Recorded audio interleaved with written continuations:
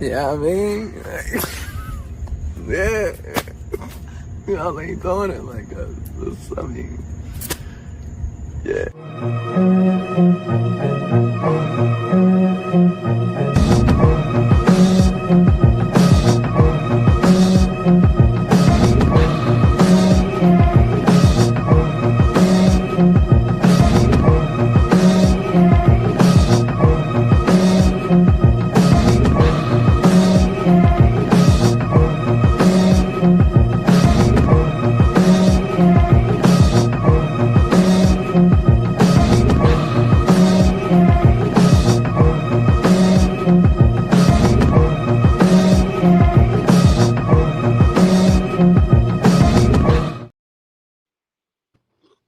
All right, ladies and gentlemen, welcome to episode 27 of the ULO. Not even a pod, like a more like a live or a hangout. I mean, just talking to the people. Uh, this week we have a lot to talk about. Actually, been a pretty eventful week. As you guys know, Icast, one of the biggest events of the year, just happened. So we will talk about that on stream. But we have two special guests for you guys today. I have a lot to talk about. I'll let Kai Oh, take it away. yeah. How you doing today, man? I'm doing good, man. I'm doing good. Feeling good.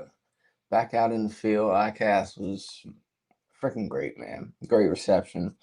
Great seeing everybody. Seeing some new faces, meeting some new people in person for the first time, and running into some familiar ones, and just having some great conversations, man. It really was a good opportunity to just really network and bond and really feel people out for who they really are in a positive way. You see a lot of people over the internet and you have your conversations, but being able to really meet them in person and chop it up, that's special, man. It's one of the benefits of this whole social media thing, because really wouldn't know who a lot of these people are if it wasn't for it, and that was one of the biggest takeaways I think from the shirt iCast, is like that I and iCast is like turning into like influencer cast, or like, you know what I mean? Just people who create Yeah. content in general. It's a lot of that now. It's different apparently from previous years. This is like my third or fourth year going. I've seen more And antics this year than anything, like more like oh antics to yeah. the Oh yeah. yeah, a lot of people just trying to get some attention too, Definitely a rise in that, just people, kind of putting on a show, so to speak, I'll say. Yeah. I Wildly enough, I didn't see any products that like I didn't see anybody really go in depth about any products until probably like 2 or 3 days ago when a guy from Uh, Australia posted a video while he was there. The guy Tana. And I was Kind like, of, oh shit, yeah. he's Yeah. actually like Mhm. showing the product off. Like I'm not seeing a freaking air cannon thing the entire time. I was like, Yeah, oh, okay, yeah. cool. Yeah. I got to meet Tanner, man. He's a solid dude. He's fucking solid. He's cool as hell, though, man. I would love to get out there to Australia and chase those barramundi and Murray cod with him. He said we got an open invite, so if we ever get Nice, the nice, opportunity, that'd be nice. amazing, Get your man. passport ready. Get your Yeah, passports bro. ready. Yep. Nice, nice. Oh shit, you're cutting out.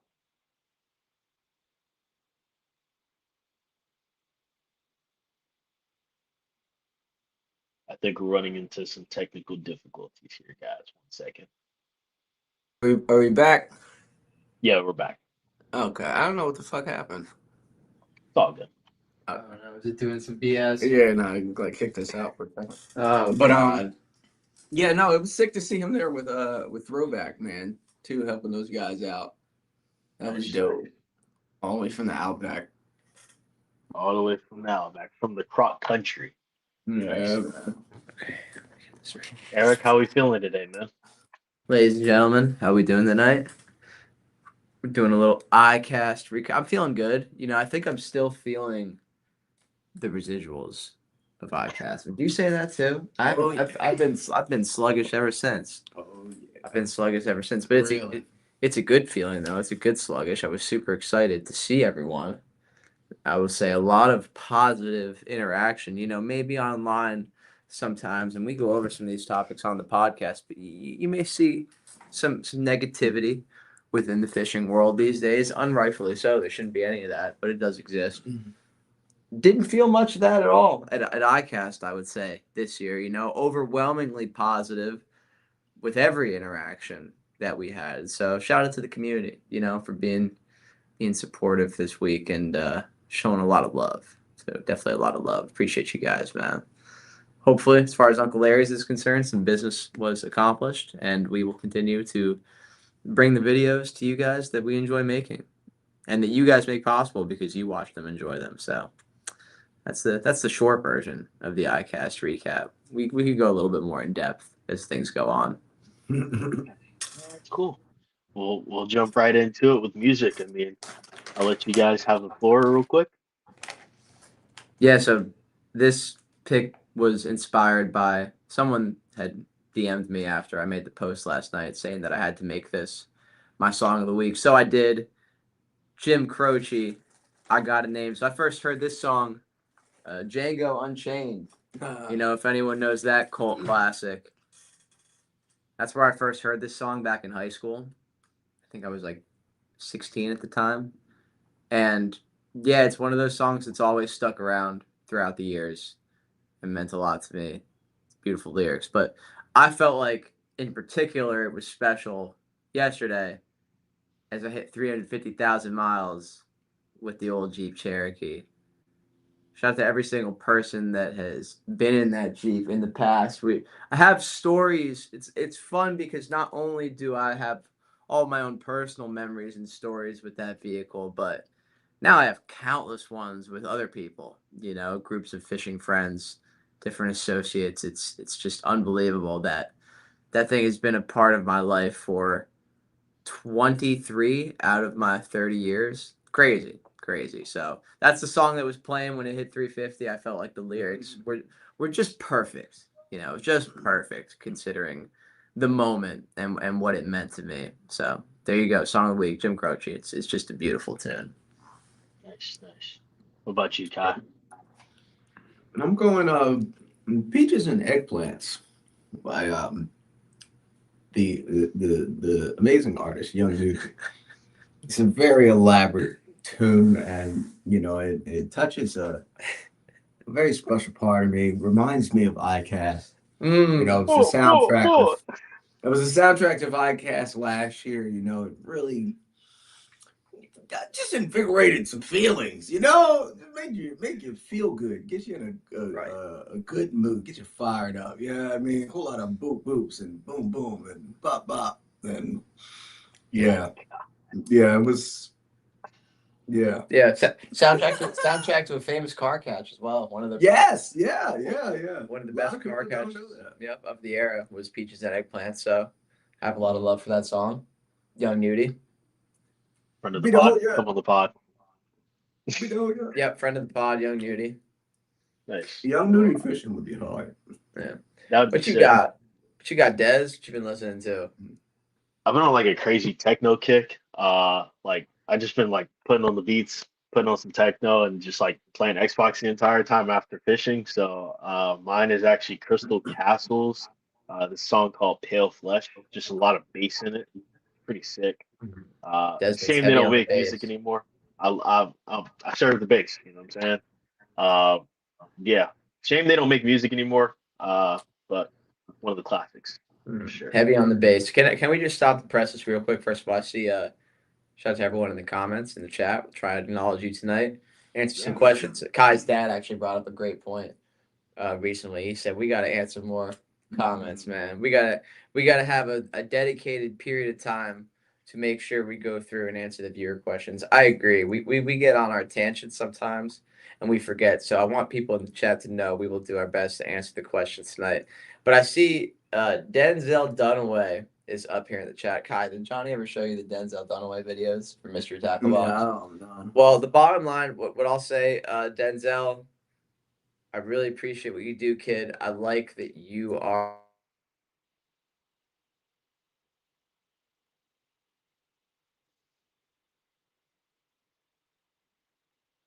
ladies and gentlemen. We're having some technical. Oh, there they go. What's going on, Desmond? Are we being hacked tonight? No, I think you guys just have bad connection. Yeah, well, I guess our service is struggling. Denzel Dunaway, I could tell that when you make videos, you are 110% you, and I really appreciate that. Johnny sent me some stuff. He's doing some stuff with Mystery Tackle Box. I love it. I love the vibes. You make me laugh, kid. It's great. Keep doing you, please. Yeah, we got some big people in here right now. We got the Fish Finesser, friend of the pod. Big friend of the pod. Young Dave. We got Ass Approach. I don't know if you guys know who this is. I think you guys probably do. He's a big striper guy out of I think Texas or Cali, if I'm not mistaken. Oh yeah. I follow him. Yep. Yeah. He caught he caught a frenzy striper, which like that's what the bait's meant for, but I thought that was sick. It's like one of the He's first dialed saltwater out fish. there, man. Catch a fucking giant. So boys, I think he caught a redfish on the 86. Mm-hmm. So we'll take this pod in different directions tonight. I like talking non-fishing stuff, but it seems like we have some fishy people in the chat right now. I think it's a good time to introduce tonight's subtopic. Besides Icast, we can talk a little bit more about, maybe the new baits we saw, some of our favorite interactions. Wait, first of all, before we get into the fishing topic, who is your favorite interaction person-wise at Icast? I'll give you mine real quick. So Kai brought this guy's name up a couple different times. I think you'd been watching and talking to this guy for a while. I have not, and for whatever reason, sometimes you get caught up in your scrolling and it'll just show you something new that's actually interesting and worth watching. Well, I have been obsessed the last few months with Read the Fishmonger videos. It's been a big thing for me recently. It's like it's almost common, like you said, right, to sit there and watch him fillet a big pumpkin swordfish. Well, we got to chop it up with Read the Fishmonger at Icast. And you know what? It's so cool when you meet someone whose videos you really enjoy and they give off the exact vibe and energy in person that they give off in the videos. Read the Fishmonger was awesome. It's super cool, dude. And it made me just it reinforced the point. Oh yeah, that's why you like those videos. Because certain people, they're themselves to the extent where even if you don't consciously realize it, it's bleeding through the screen, and that's why you're enjoying watching that dude fillet fish. So that goes to anyone. That's why I say that. It's important to be yourself, because then you'll attract similar like-minded people to want to watch what you do. Sure. That was my favorite interaction. That's a good one. Like Reed, I genuinely just knew Reed because of those videos, and I fucked with those videos, and then we got to talking a little bit back and forth in the DMs, and I could tell just by the way he was communicating with me that he was on a certain spectrum. We was seeing eye to eye about a lot of things out there going on in the world, and it was just confirmed when I finally got to chop it up with him in person. He's a deep individual. That boy done been some places, and I don't mean physically, I mean metaphysically. You can see some shit. Don't even get into metaphysics. Man, but he breeds an amazing dude. Amazing dude. My favorite interaction was probably I gotta say Crazy Alberto, man. Oh, yeah. Being able to finally meet him and chop it up. And just the gratitude that he had towards what we do. And the filming and our style of fishing and stuff like that. Like just the fact that he was aware of it and a fan, you know what I mean? Like genuinely interested and supported, let alone like freaking trying to, keep in touch with us to go fishing in the future and stuff like that. Like, we ironically have some of the same stomping grounds back in Jersey. Crazy Alberto has stepped foot in some of the same places we have. Come to find out, so just I feel like there's a lot of conversation there to be had. I'm looking forward to growing that relationship. That was really cool, and I'm glad he's doing well now. And then he had his health issues a few months ago, but yes, he's walking around looking like a damn ox now, boy. He's buffer than I am. So it's amazing to see. Man. Yeah, that was another great one. I had not gotten to meet him up to this point. He's had mutual associates of ours for quite some time, and yeah, again, like when legends live up to it, that's always a good thing. I have to shout out two more people really quick to listen. We right before Icast, at the very last second, shoot materialized, and this has been a really exciting thing for Kai and myself recently because through Uncle Larry's, there have been more opportunities created such as this where we get to utilize what we think we are the best at out of all the skills we've acquired through Uncle Larry's. The one of just, hey, we need to do a shoot in one day. We need to catch fish. Can you guys help us produce that? And we've been getting to do more of that, and it's been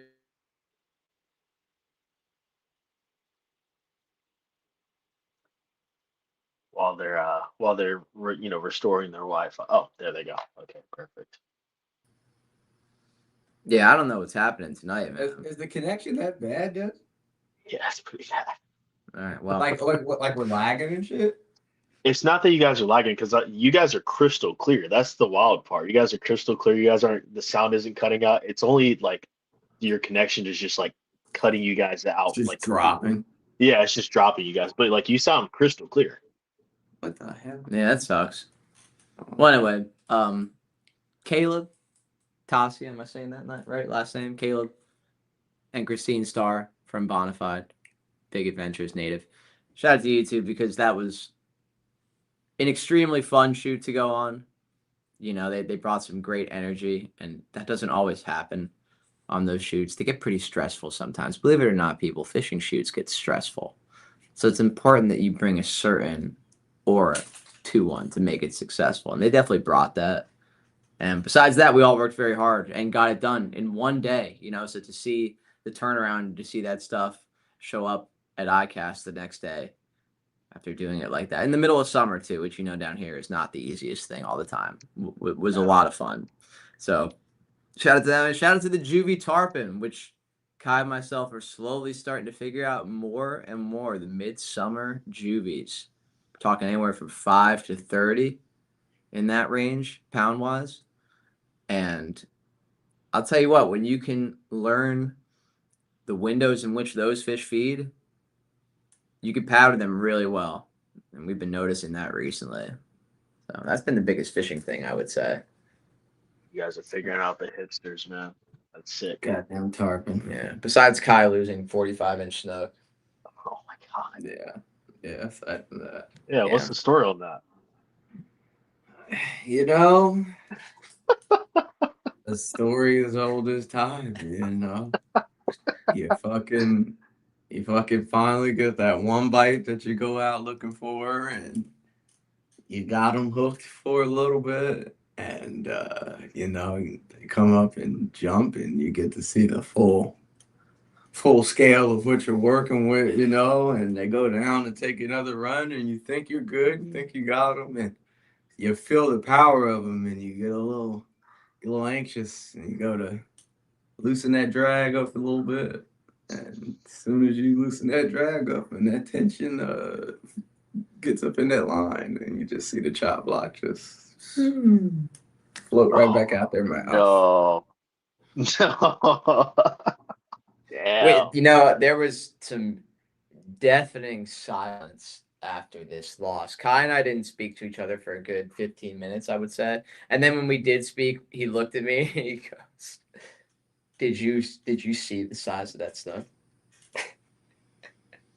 And I did. I saw it from far away. And from far away, I'll tell you, it looked pretty big. So I would imagine that seeing it right there at the kayak with the chop block in its mouth flailing, it would look even bigger. Yeah, that's what happens. Ladies and gentlemen, if you get into snook fishing, the feeling of breaking up with your first love, get ready to relive that feeling for multiple nights a year, like you really will sit there and feel like you just broke up with someone that you love. That's how it feels to lose the biggest snook especially when you see her. When you see her, you think about holding her, you think about the glory. Of course you do. We're sitting here all And I night. really gotta paint a picture for y'all because we are citizens. What is happening, dude? Yo, I think we're getting intercepted. Yo, They don't want to see positivity. guys, can you?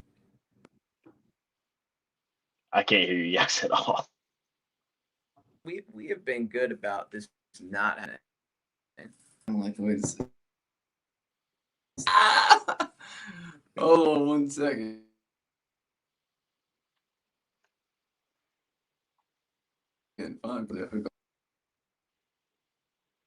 So he said the big Yahoo is hacking.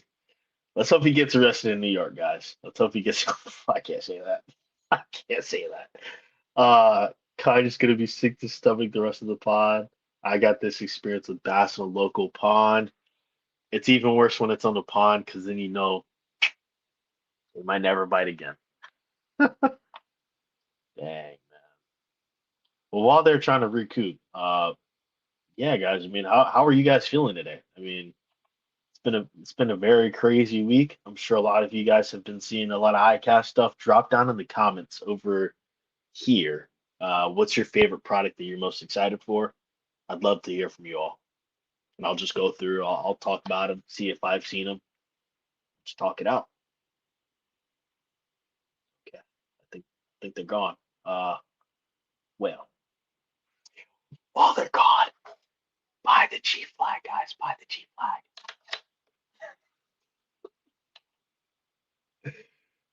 Oh my gosh. Yeah, so I'll tell you guys a little bit about that guy, Asa.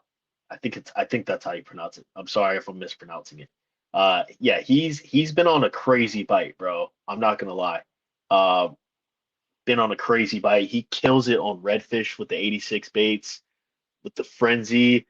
It's if you guys don't know, it's very hard to get a frenzy fish. And he got it. Props to him. He's winning in life. I think he has a kid now. He got married. That's sick. In my opinion, he's a rich man in life. So you guys got the LT, okay, the Metro LT, yeah, some sick stuff. And then we got the Buka crawler. I did see the Buka crawler. I thought it was sick. I'm excited to get it. I don't have very much luck with the crawlers. We got the Z-Man Mud Minnow. Oh, they're there. All right, so we can hear you, but What's we can't happening? see you. I Why have can't no you idea. see us? I don't know. Yo, I we're don't being know. hacked. Nah, this ain't We're cool, being man. hacked. Hey, ladies and gentlemen, can we get to the bottom of this? We're being hacked, guys. We're being The hacked. government doesn't want us to talk to you and be positive and give you fishing tips and get you outside. No, They want you inside. He wants On you the inside. He wants you inside and spreading negativity about fishing online. He doesn't want to see positivity. no, but they want you in your room in front of a camera talking about everything that's wrong with fishing. They want you in That's Streamer what- University. Not Streamer University. Yo, can we talk about that for a second though? Yeah, Des? let's I feel talk. like Let's talk about it. that's a little bit more of your generation. I'm a little bit out on the streamers. Can you explain to us the gravity of Okay. what is taking place right now when it comes to that sphere of the world? Please So, do. Streamer University. To sum it up, Kai Cenat picks. It's the bad Kai picks. A bunch of just streamers. You apply. I don't think the application process is actually real. I think it's rigged, but they basically pick like 100 different streamers, and all of these streamers get packed into one rented out vacant building, and then it looks like a school. The school, all it is just everyone in like a bunch of streamers interacting with each other and then feeding off of content with It's almost like a content house. Like you remember like the hype house? Just imagine that, but on a much larger scale. And everybody doesn't add anything to anything. They're all just like they're going out of their way to get clips. Like there's a guy named OJ. He was just going around calling people demons and like Bati boys.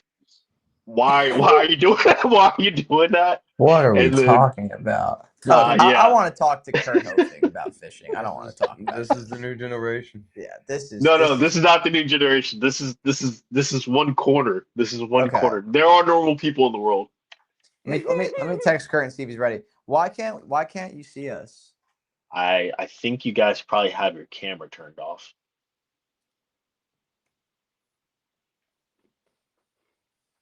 Somebody said Is we got Mr. Fetterman in here. Never John say that name Fetterman? ever again. No, Dustman Fetterman from last week. Oh, I thought it was John Fetterman, the politician. Oh no. All right, Kurt says he's game. So this is interesting. All right, so we have some fishy people in here right now. Hopefully we won't get booted. I know you can't see me, but I want to preface this guest because Mr. Kurt Hofig gave me a call earlier, and Kurt is one of those people that when you receive a call from Kurt Hofig, you take that call, right? Because you don't know when you're going to be able to communicate with this man again. One of the fishiest dudes on planet Earth. Not a dude you're going to see in the spotlight, but a dude that can talk to you about fishing for 12 hours straight, and it'll be interesting for every second of those 12 hours. He brought up what I think is a very real point, and it stems from a conversation about the urchin. You know, it's taking storm right now in the bass world first. Kurt had some interesting things to say about things that stem from bass fishing and how that relates to the grand scheme of everything. So let's see if we can get him in here. What does he need to do, Desmond? Click the link in the email? Yeah, just click the link. StreamYard. Okay. I'm excited to have this conversation. I would also like to be visible for this, but that's okay.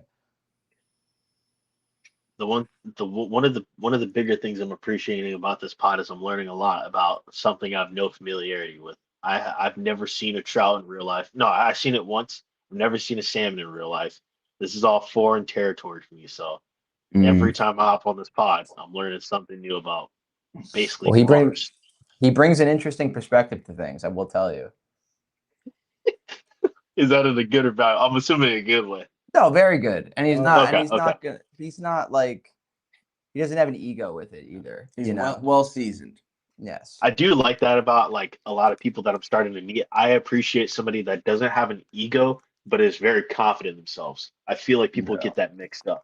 I do rock with that. Yeah. There's a fine line right there. Very fine line. I'm learning it a lot. Definitely nothing wrong with being confident in yourself. But you must also be humble at the same time. Yep. Yes. Gee. Ladies and gentlemen, Hey. we have him in the studio. Yo, This man, fishier than your favorite fisherman.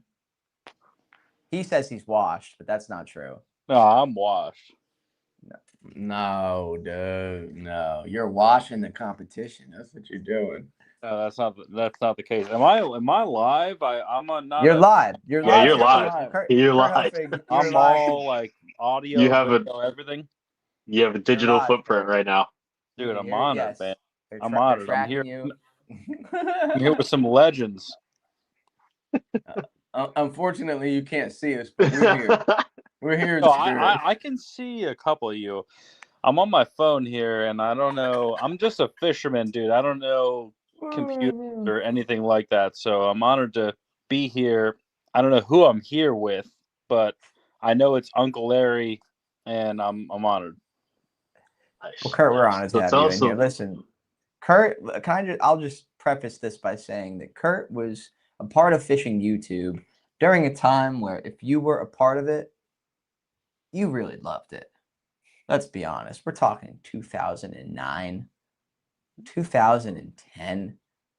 What does this chat know about the carrot stick? Dude, that was before fishing was like cool. Everyone was trying to be cool. There was no cool then. And that was a good thing. Yeah, Wouldn't you say that was a good thing, Kurt? It was a good thing. Because everyone that was a part of it could do nothing but be themselves. Yeah. I want people to remember that here in 2026 when it is cool, and there's so many people that are getting into it. That is what will make you stand apart. But Kurt, you and I have been friends for a long time. And I think the bottom line is that you truly are. I would say right now, if I had to give you a little ranking system, the two names that come to mind besides the immediate circle, you and Nolan Miner. Two of the fishiest dudes that I know that aren't necessarily, like I said, I don't see you guys at Icast. You guys aren't influencers. But as far as the fishing culture is concerned, I mean, you guys are a major part of it. So that's my preface. We were having a conversation today that I thought was really interesting, and I wanted to bring in with the boys. And it started with a conversation based upon the ball, which is relevant to Icast. Yeah. We went to Icast, and every company is coming out with a ball, right? I mean, it's the hottest thing out there right now. There's no mistaking it. We were talking about how it's getting some hate as well as some love, which is interesting. But you brought up what I thought was a great point about Well, I mean, first stemming of all, from bass fishing. So get into it. Get into it with to us be here. even talked in the same stratosphere as Nolan Miner, I'm honored, man. That guy is like you talk about fish sense. That guy, Nolan Miner, is. I look at my like a couple people I've ever met in my life that I think have like the fish sense of the gods. He's one of them, man. That guy's the man. So for you to even say that is awesome. But going to, I don't know what you're calling the ball. I'm calling it the urchin. I'm not like, I guide full time. I'm not like a largemouth connoisseur like I used to be when I was a kid. But that thing is really neat. And I think a lot of the fishing culture is kind of just, and what you said, Eric, earlier on the phone is true.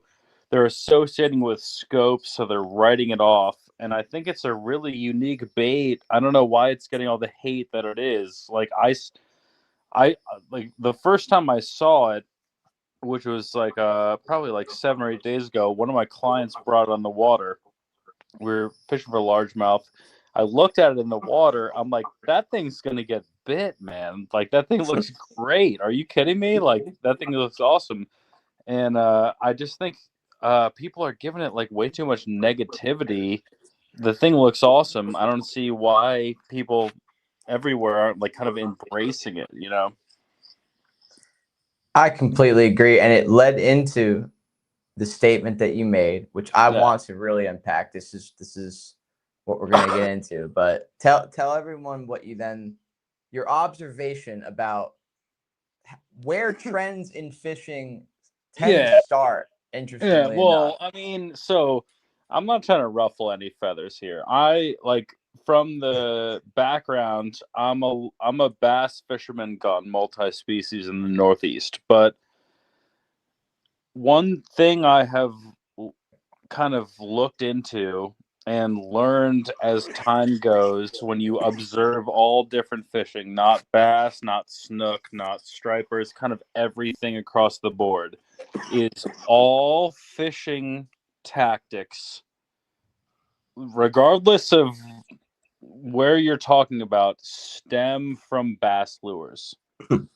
Everything falls back, however far back you want to go, to bass fishermen. I don't know if it's the Japanese, if it's the people in the United States. I'm not sure where, when you want to go really low, where that derives from. But everything, you know, and Eric and I were talking about all these, and I'm talking about saltwater lures that are like all the rage.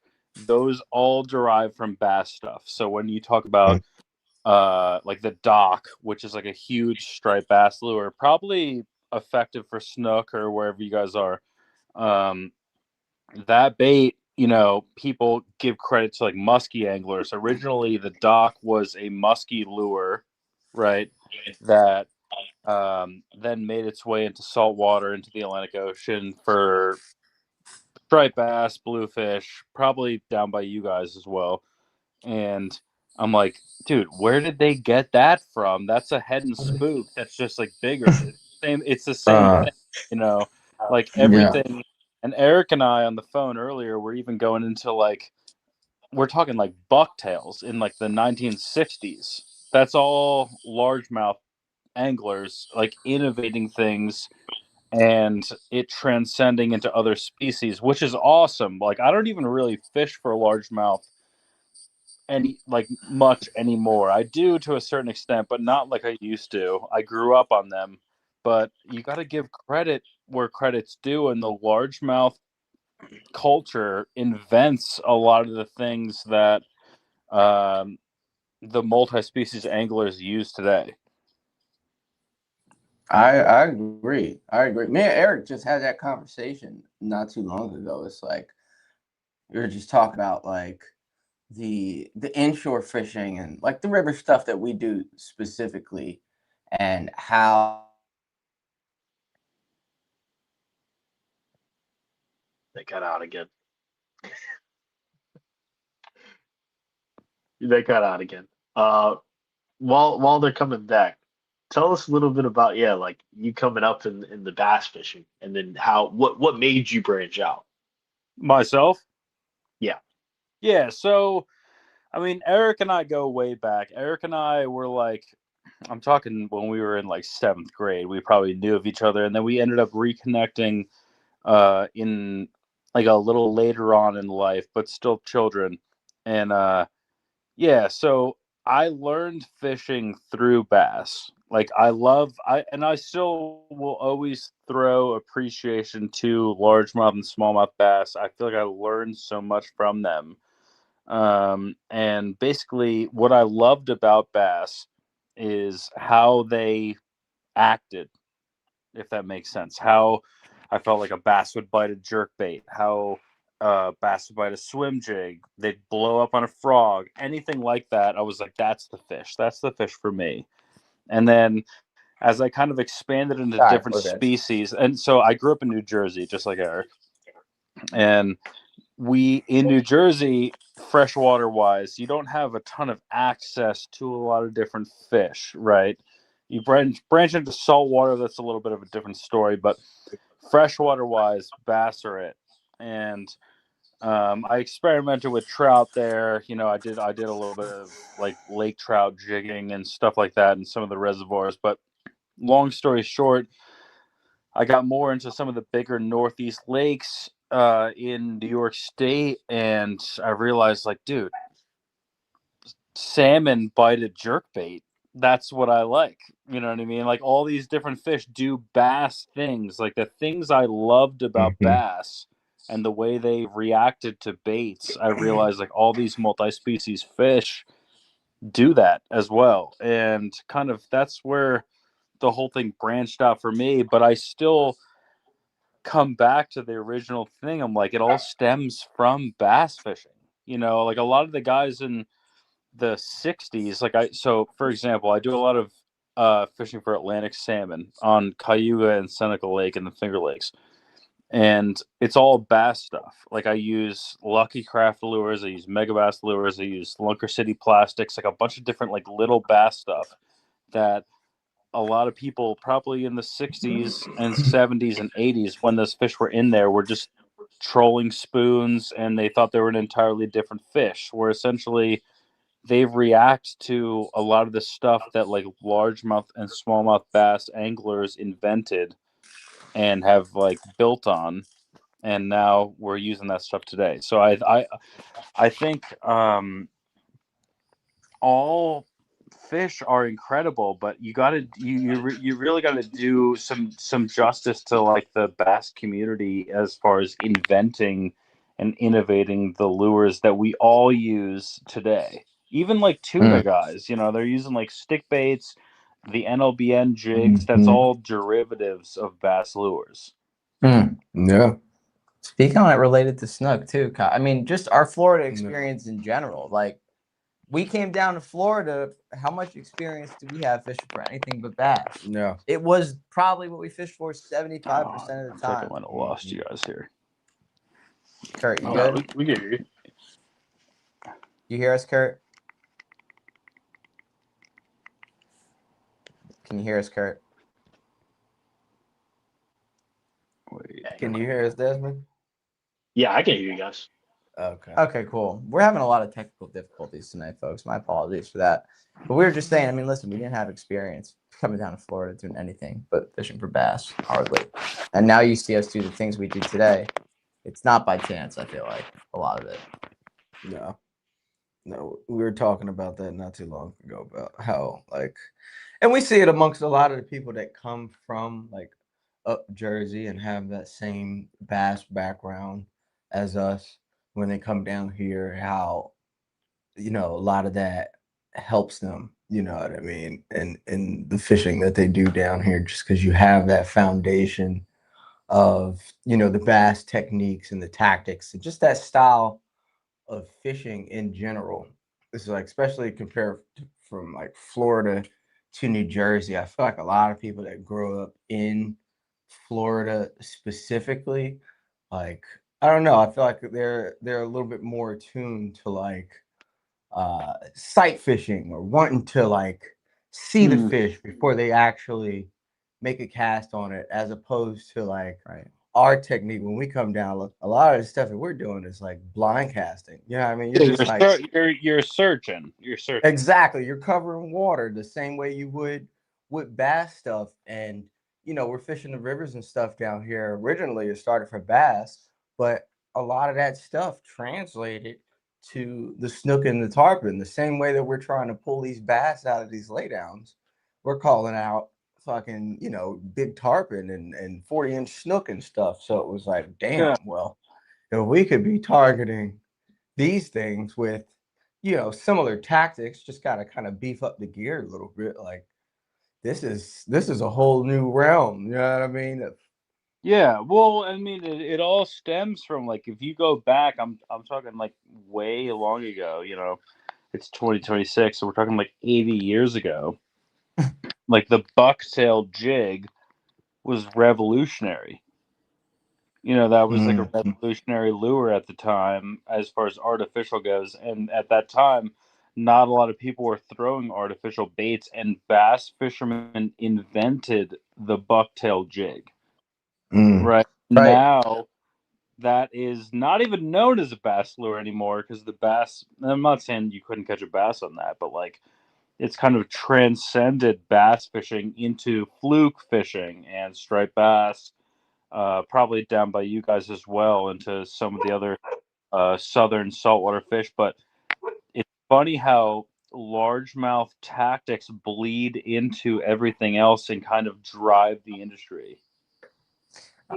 I think it's I get like 50 spam calls a day. No, it's Bill just, collectors. and so it's funny. So you see a lot of hate bass fishing, and I think a lot of it is justified these days. The culture and the tournament scene have done a pretty good job of making it easy to cultivate it, right? People will ask though, why do you like bass fishing? What allures you about bass when there's all these other species out there that fight so much harder, this or that? I think my answer has always been, well, there's not a species on planet Earth, basically, that you can have 30 rods on the deck of a boat with 30 days of fishing in front of you. And each one of those 30 days, you could catch that same fish on a different one of those rods for a different reason. So my thing is, if you appreciate the chess game that is fishing, figuring out the puzzle, why are they doing this on this day? Bass are the ultimate exercise for that, and it's a big reason why they end up translating so well to other species, because they make you think in that way. Like we talk about it with snook, right? It's like our approach to snook might be a little bit different than some guys' approach to snook, because we are thinking about it from a bass mentality, and we are trying to cover every facet of the water column, try different retrieves, try this, try that. That, again, it all comes from bass. Right. Yeah, well, to answer your same question, Eric, there, like, what is it about bass that like draws you back at the end of the day and makes you appreciate them? I'm like, it's because of what they taught me. And so I have, and I'm not trying to how do I say this? I'm not trying to throw anyone under the bus in any way, but so I guide every species in New York, and I'll get people. So say I'm guiding Atlantics on one of the Finger Lakes, and I'll get some guys that are hardcore Salmon River steelhead guys, right? And I see their photos. They're crushing steelhead, and they know what they're doing. They're experienced anglers with the steelhead, and I get them on my boat, and the first 5 minutes, I have a good eye for like how much fishing someone has done in their life, and I watch them make one cast, and I'm like, to me, it looks like you've never casted in your life. because all you've ever done is like float a 10-foot pool with a bobber. You know, to me, bass fishing translates to all these other fish super easily. And there's nothing wrong with steelhead. I'm not throwing any shade on anything like that. Like that fishing is awesome. I'm sure like those guys were really knowledgeable with those fish. They know exactly what they're doing. They're expert anglers. I'm just saying like when I got bass guys, I'm like, oh dude, you could do anything, man. Like you guys are ready to rock and roll. Interesting. Yeah. Interesting observation. I think this has struck a chord too because Nolan Miner said he's going to be home in 10 minutes and he wants in Oh, nice. on this conversation. Dude, Nolan is the wealth of knowledge, man. So Big Noel has some things to say. This is a real treat, ladies and gentlemen, because I told you the two top fishing minds in the Northeast. We might have them both on the pod this evening to discuss this topic, which I'm excited about. I'm interested about. Oh, dude. And I think, again, it's relevant based upon the Icast thing because we saw so many of these koiki balls, because they're being marketed for bass right now. However, we've already had these combos behind the scenes. I can't even believe I'm dropping it to the people on the live. You better start throwing it for other stuff, too, because if bass are reacting like that, where does it stop? Where does it stop? We don't know. Eric, we were just talking about it. I feel like that koiki, like, I don't even care about the bass aspect of it. Like, there's a lot of species that might go crazy for it. Just think, ladies and gentlemen, just think crustacean eaters. Think about fish that eat crabs. Think about what that thing really looks like. Oh, man. Wait till the Drifted winter, a thing bro. for a permit. Keep this in mind. I'm not going to say any more than that. Keep it in mind. Moon phases, to answer the question in the chat, massive deal. I'm just going to put that out there. I'm not even going to understate it in any other way.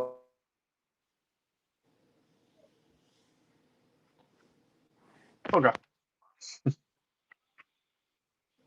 Well, if you want to pick up where they left off, tell us about where would be the craziest situation where you would throw an urchin. Me? Myself? Yeah. Dude, I mean, I don't, it's all new, but the first thing I thought, and I love, like, there's nothing wrong with bass. Like, I love them. Like, I grew up on bass. But, like, Eric and I were just talking, dude, I'm thinking the first thing I saw when I saw an urchin in the water, I'm like, dude, a 2-inch urchin in front of a bonefish? That thing is, that'd be crazy. Dude, the thing, it's smoking a bonefish. And what made me think that is there's this video online of these Australian guys, and like Briggsy and Brooksy fishing, they're pretty like popular Australian like anglers. And he has this video called the 7th fastest fish in the world, and it's him catching like a monster bonefish, 7 to 10 pound bonefish, and he caught it on like a 2-inch hula grub, like a twin tail hula grub. Wow. And most like super diehard fly anglers, and I love fly fishing, but they would write that off. But I'm thinking about it, I'm like, man, that's like a crab profile. It's a perfect crab profile. It has like the twin tail, it has the skirt, and I remember running with that, and I went down to Puerto Rico, and I'm like, man, if he caught that thing on a hula grub, I'm going to try to catch these bonefish on a Ned rig. And I caught them on a Ned rig in Puerto Rico. And I will say, I did spook a lot of them with the splash of the Ned rig. I will say that. But regardless, if I didn't spook them, dude, they ate the Ned. And if they eat the Ned, they're going to eat the urchin. Dude, the urchin, I think the bonefish and probably permit and any other crab eating, shrimp eating species is gonna nail that. It's like this. It's like a Ned moved onward. Like the Ned is already a fishy kind of aquatic profile. The urchin seems that same thing, but kind of more refined. Keep like it a in weightless mind, Ned. folks. There's knowledge being dropped right now. That's all I'm gonna say.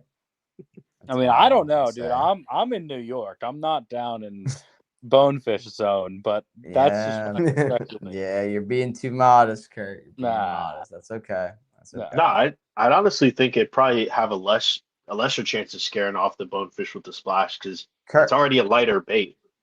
Yeah. Right. Kurt, I have a question. I have a Yeah. question for you. I'm gonna derail this quickie conversation for just a second here. You are involved in guiding. You're involved in fishing. You're not involved in quote unquote the industry Yeah. that much, I would say. No, I'm not. Do you consume videos? Like, do you watch fishing related things, would you say, in your spare time when you are watching something? Yeah, I do, but I also tune out quick. But I do. Yes. I do, but I also tune out quick.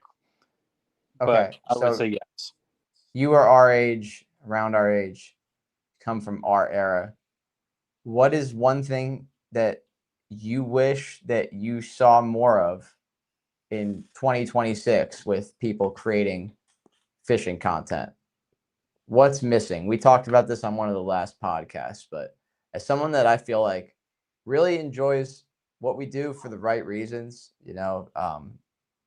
being a part of the outdoors, like when we were fishing when we were younger, that was very evident to me about you. Yeah.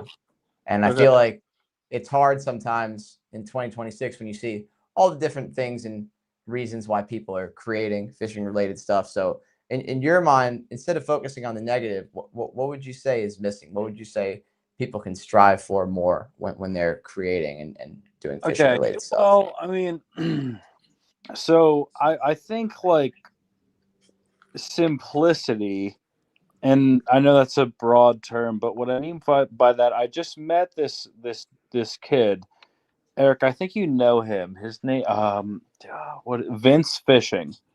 Yes. I'll bring him up. He grew up in the same town as me. He's like 10 years or 15 years younger than me. And he like makes these videos on all the same fish and spots that I grew up fishing and I learned on. He grew up in I grew up in Clinton Township. He's lived in Clinton. And I just actually went fishing with him not long ago, and he makes like really, I don't know, it's a different time. It's a totally different thing, but he makes simplistic videos that appeal to like the average angler going to a pond, and just there's no fancy sponsors, there's no fancy I'm catching the biggest fish you've ever seen. There's none of that. He's just like attracting people like myself when I was 13 trying to catch a 3-pound largemouth in a pond somewhere. And I think that is important. Like that's what 98% of the people on the internet are trying to do. And I think I don't know, this kid, his video, I really like this kid. His videos make it seem like he's less proficient of an angler than he is. And then when I fish with him, I was like, oh, you got it, dude. Like I met him at Spruce Run Reservoir at night at like 11 p.m. He already had his boat launched. I was like, what time we meeting? And he was like 11. I was like, all right, sounds good. He already had his boat launched at like 10:30. He was ready to rock and roll. This kid was hardcore, dude. We fished all night until daybreak. And he was kind of riding the social media thing. He was making money on it, and I liked that. And he was a good kid. But he wasn't just a social media kid. Like I could tell he could grind, dude. This kid could grind for fish. He knew it was I like that. but he was also appealing to like a lot of the anglers of social media, which if you break it down, 99% of people are just throwing Senkos in ponds for largemouth. And yeah, I think it's like simplifying things and not trying to boast brands or boast sponsorships or boast anything. It's just coming down to like what you have fun doing. And he'll bring up an example, or I'm bringing up him as an example of someone that I thought was like, dude, that wasn't what I would do, but I respect you, man. That's cool, man. I really appreciate the answer from you.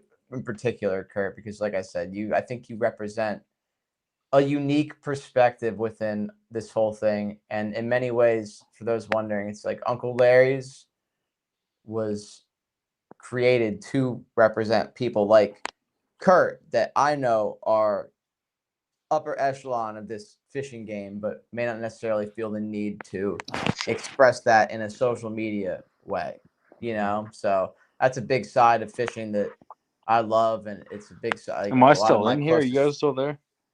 yeah. I get you. I The lost you. technical All right. the technical issues tonight have been just phenomenal. We'll circle back, corporate term. We'll circle back. Did we on lose that. Eric, dude? We lost the Florida boys. No, we can hear everyone. Oh, I can't hear him. All right. Desmond, how are we? What's going on, Desmond? I mean, there's nothing on my end that's saying anything Okay, wrong. no, all right. I can see you guys. Okay. I can see and hear all of you guys.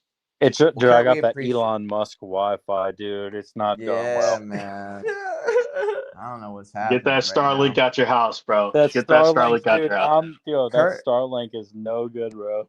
For those that don't know, No too, bueno. Kurt was a multifaceted human before fishing took over Here, everything. let me Yeah, try. my Let me try to man back used out to- real quick and come back in. Okay. That worked Yeah. for me before.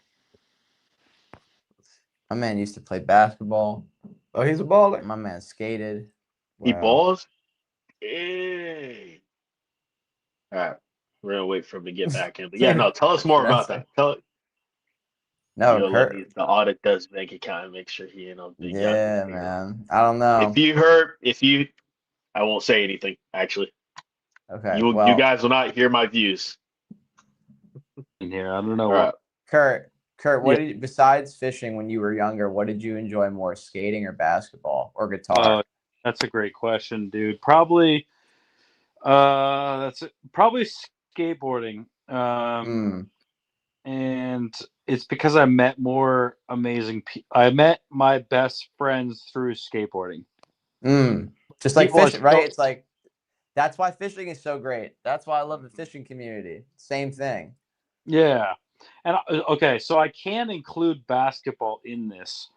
And even though basketball is such a huge part of my life, but one thing I've learned through or just like I don't know why I'm like this, but I've always had a few different hobbies that I can like zone in on. My brain works like that. I can't zone in on anything, but I always have since when I was like 8 years old, I can like zone in on a couple things. And a couple of them are, the first thing was fishing, basketball, and instruments, like music instruments. Basketball, skateboarding, fishing, and instruments.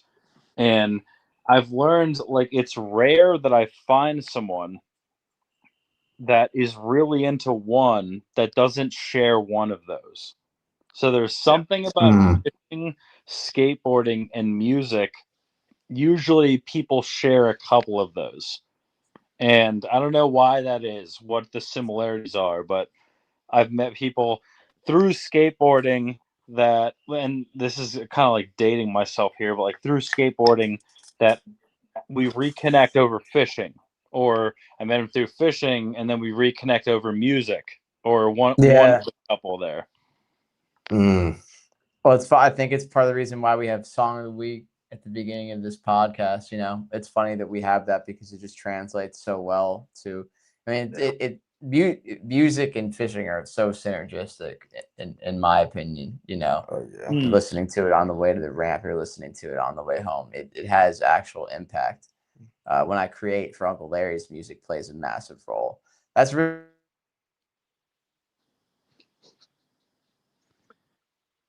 Yeah, while they're getting back again, I will say I do agree with you. It's either like some type of like extreme sport like BMX, skateboarding, or like I've even seen scooters, and then music, some type of instrumentation, whether it's like myself, guitar or drums or some type of like wood instrument, and then fishing. Yeah, And weirdly enough, you what were ripped you the gonna say? guitar. Yeah, I used to a lot. I've kind of put it down a little bit, so my dexterity's not all there. But I'm sure if you gave me like a month, I could get back there. Like, dude, I get off guiding. I'll guide a 10-hour day and play guitar for 4 hours until I go to bed.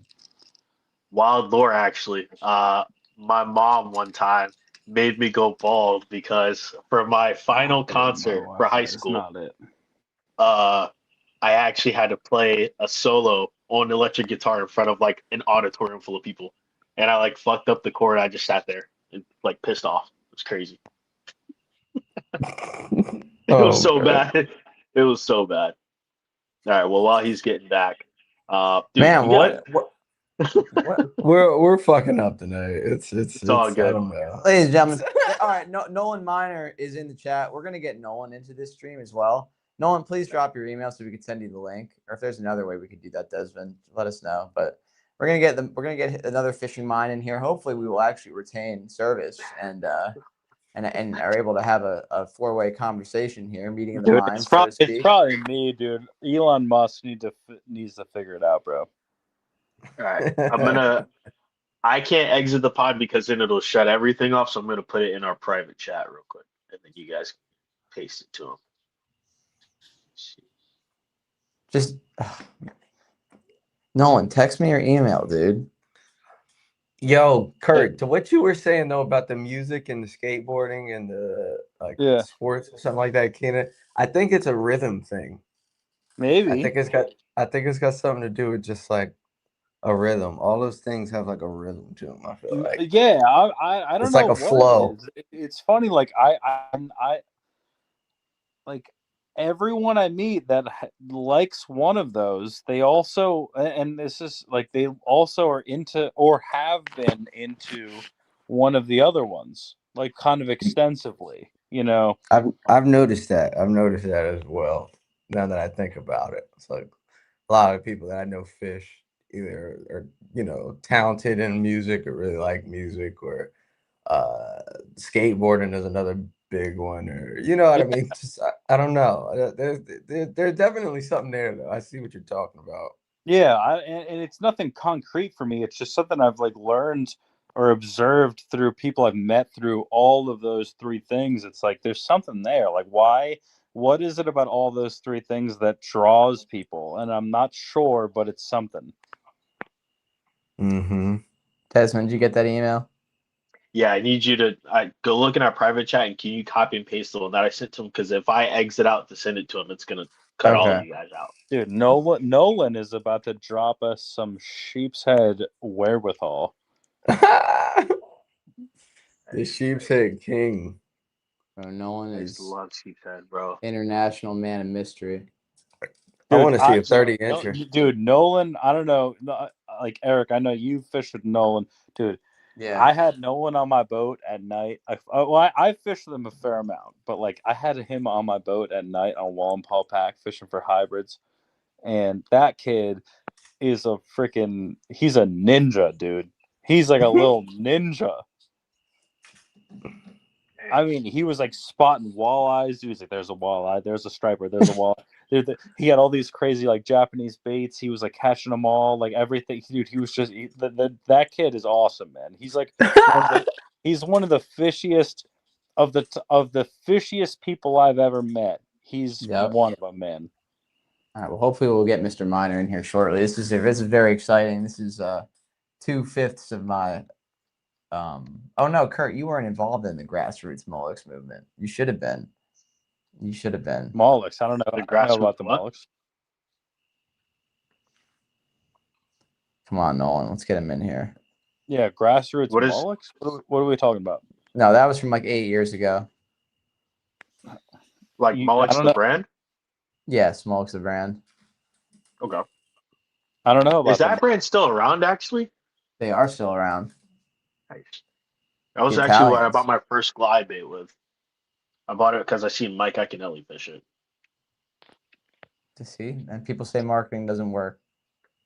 They got that blade bait. They got that blade bait with the upside down, like double or like twin trebles. Stop posting in the chat and get in here. His name is Nolan Miner 67. Talk about the water. How old is this guy? Man? He's like 27. No, he's the man. Is Nolan Don't- that young? No way. He's a couple years. Yo, he's younger than also us. Nolan's also like 6'4", dude. He is tall. Yo, He is holy tall. shit. He's a You tall wouldn't fella. think so. I remember when I first met him, I was like, "What the hell?" Sneaky tall. So 20. the day Nolan, I met why are Johnny, you answering questions? Get Nolan. I said. and then they cut out too. Oh my god! The day I met Johnny, I didn't know he was 6'3" or something like that. Dude, like, kind of towered over because I'm not gonna lie, guys. I'm kind of a manlet myself. I'm a strong 5'9", and I was like, "Yo, holy shit!" Yo, shout out to Johnny, man. Yeah, shout out to Johnny, man. Shout out to Johnny as well. Yeah, he is living it up in Bangkok right now, ladies and gentlemen. For those concerned, he's doing just damn. fine. I'm concerned. Good for Johnny. Yeah. I think he is having the time of his life right now. That shit Joy. looks amazing. Yeah. Looks absolutely beautiful. Yep, incredible. So shout out to Johnny and Joy. They will be back in early August, and maybe we'll get to work again. Nolan, are you going to join us, dude, or what?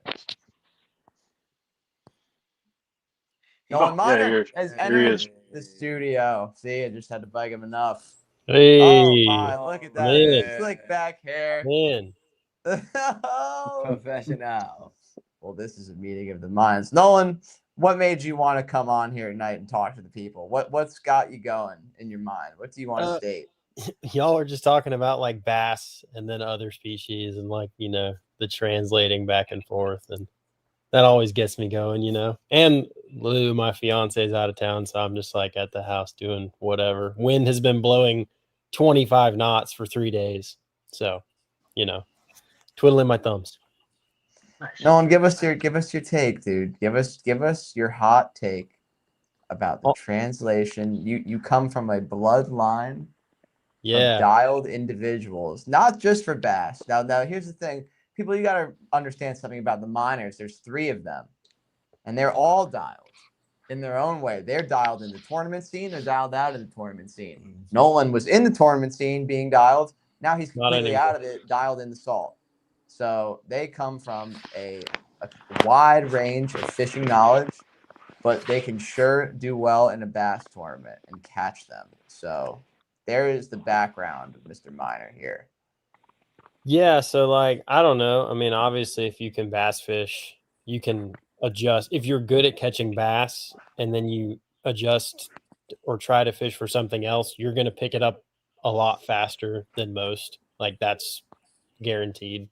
Like, I can bring Ewing, my youngest brother, who's in East Tennessee. I can bring him down here.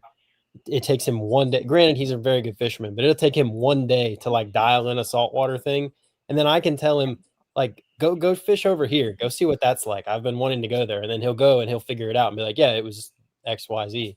Like, that comes from bass fishing. That doesn't come from other kinds of fishing. It just doesn't. But bass tournaments are why bass fishermen are so good. Like, the competitiveness, like, that's what does it. That's what makes us have to get so good at catching them and like so good at learning. Now, granted, like, there's people that just do it for fun too, but like, I feel like the big tournament scene is kind of like a driving force that nothing else really has.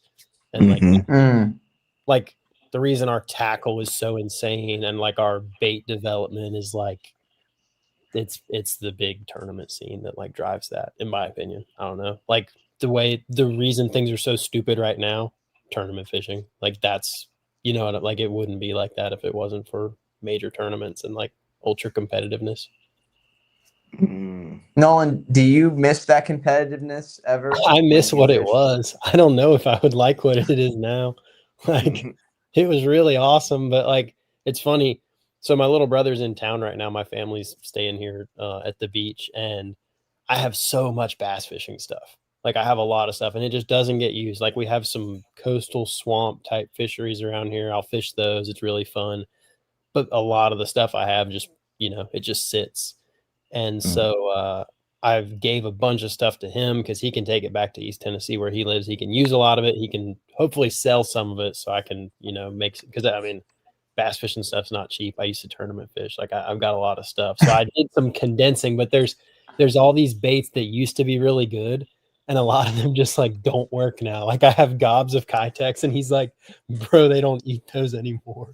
Like they still will, but like on tournament bodies of water, he's like, if it's not on the bottom, they don't eat a 2.8 anymore. They don't do it. Like they don't eat a 2.8. Crazy. But There was a what time have where we 2.8 come was to? the bait. And They dude, don't eat a tech. any bass that won't eat a Different 2.8, I'm like, I don't want them. Yeah, I me mean too. that's just you. Me too. You can't be a bass refusing a 2.8. Like I have so many packs of like 2.8s, and like I have some 4-inch and 5-inch easy shiners. I'm like, man, you want these? He's like, no, I can't use them. Like, they don't bite that now.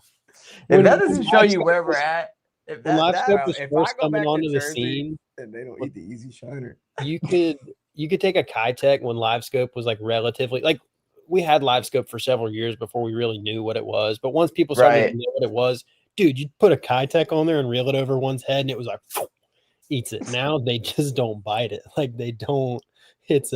So yeah, I'm not super sad that I'm out of the game. Like I mean, one thing with bass, dude, it's like they're a rare fish where, like, they're a rare fish in that they're almost always released, so they learn. Like a lot of other fish, and I'll bring this just as a raw example, like talk about Oneida Lake, and if you've ever fished Oneida Lake, it's like every walleye in the lake just bites whatever you put in there, dude. It's ridiculous walleye fishing, and it's easy. You don't even have to fish for walleye.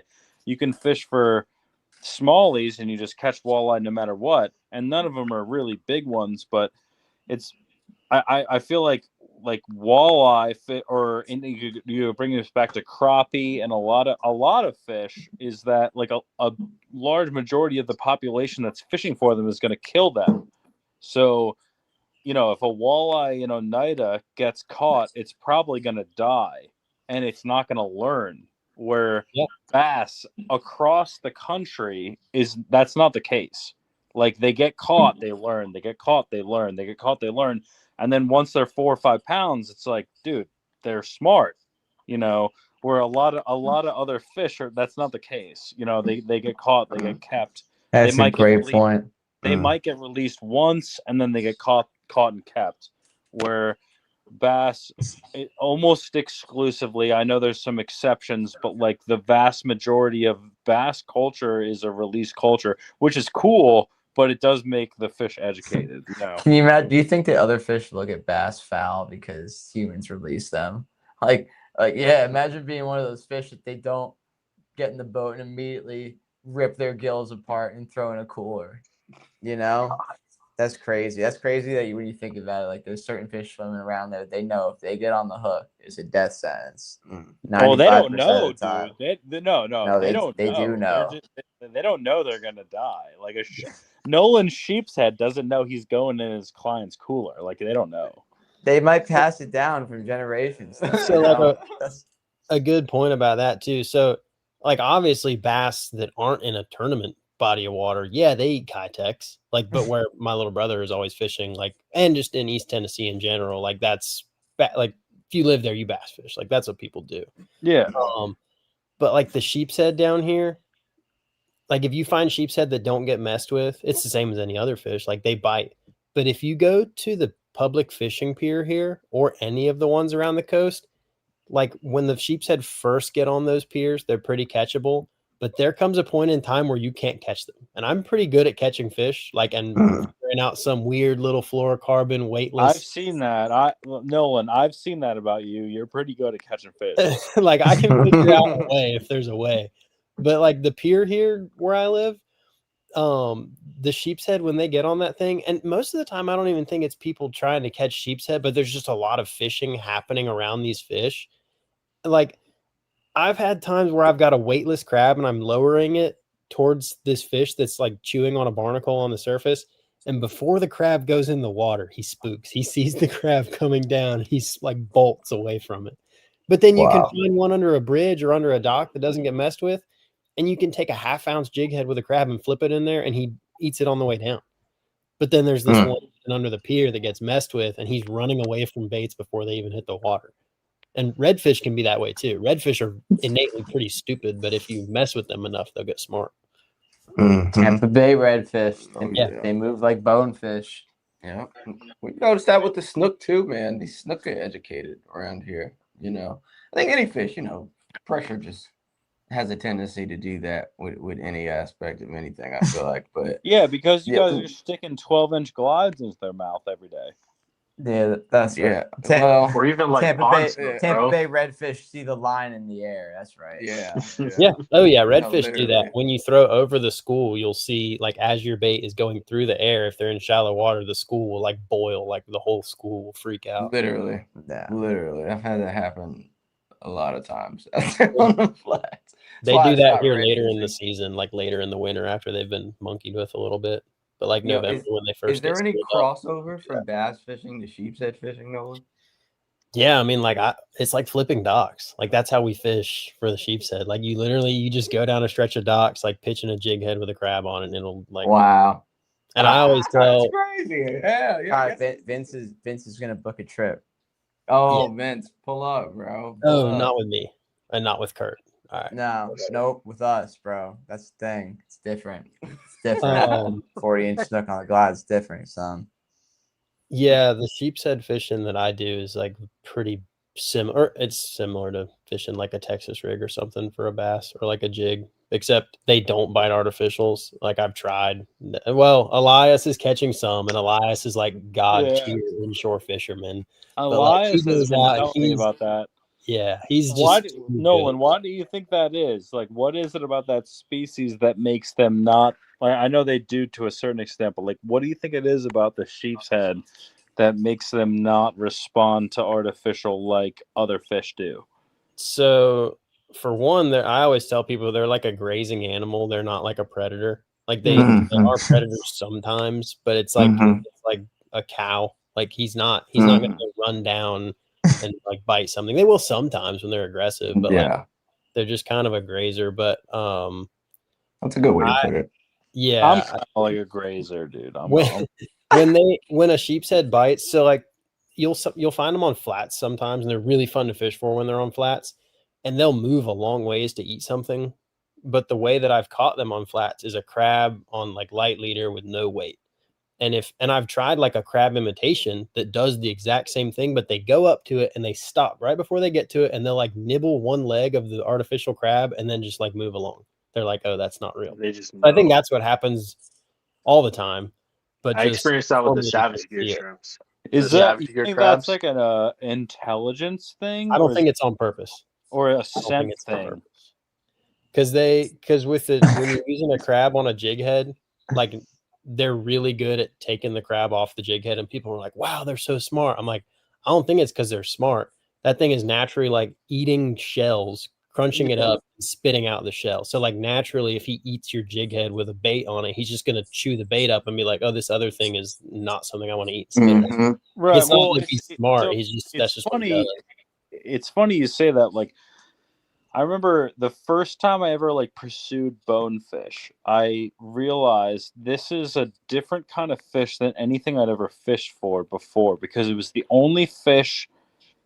And I'm not saying, you know, say a smallmouth bass, like a really smart smallmouth bass in August, like in New Jersey, you're not going to get them to like chase a jerk bait. You got to like soak something in front of their face, like like a finesse plastic in front of their face.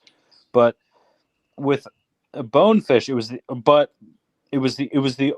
was like a fish that I had this revelation with that it was totally different brain. Like I was like, I can't get this fish to react to anything. They won't chase something. I can't throw something to it.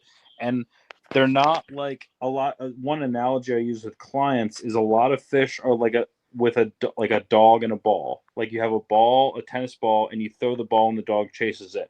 Like bonefish aren't like that. It was one of the first fish I'd fished for, and this is like dating back a couple of years ago. But I've realized I'm like they have a different brain than like a lot of the fish that I've fished for before. I have to like let them see something and kind of stalk them. And maybe sheep's head are maybe not the same as bonefish, but a similar thing where like they're not going to chase down a plug. Like it's like a different brain process for them. That's kind of neat to dive into.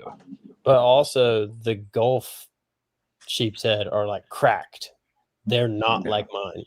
People, they're like it's got to be genetically different or like Well, something. they're just smashing poppers. What do you mean? Yeah, like there's videos. Eric was there when Mike caught like a 8-pound sheep's head on a black and blue chatterbait under a dock or something.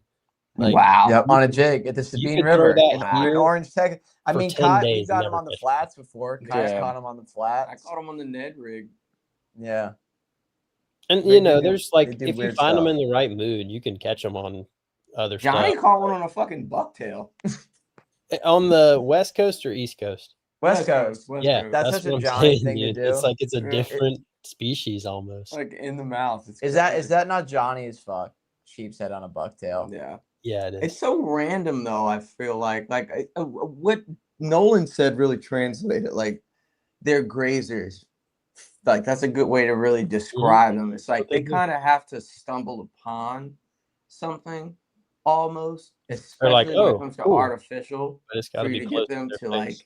eat it. I don't think they're gonna like, go out of their way, like he was saying, to catch anything. Like what the time that we ran into them was, a pothole on the flat that we couldn't really see, the bottom of what was going on. I just knew this was like the deepest hole within this immediate flat, and tides were rushing out, and literally rushing in, yeah, and he literally just letting this thing sit at the bottom of a pothole and just like kind of like twitching the butt of it, really, you know what I mean? Just like very seldom popping it, but just keeping those little tentacles on that mud bug moving, and then you just feel them pick it up and start fucking chewing on it.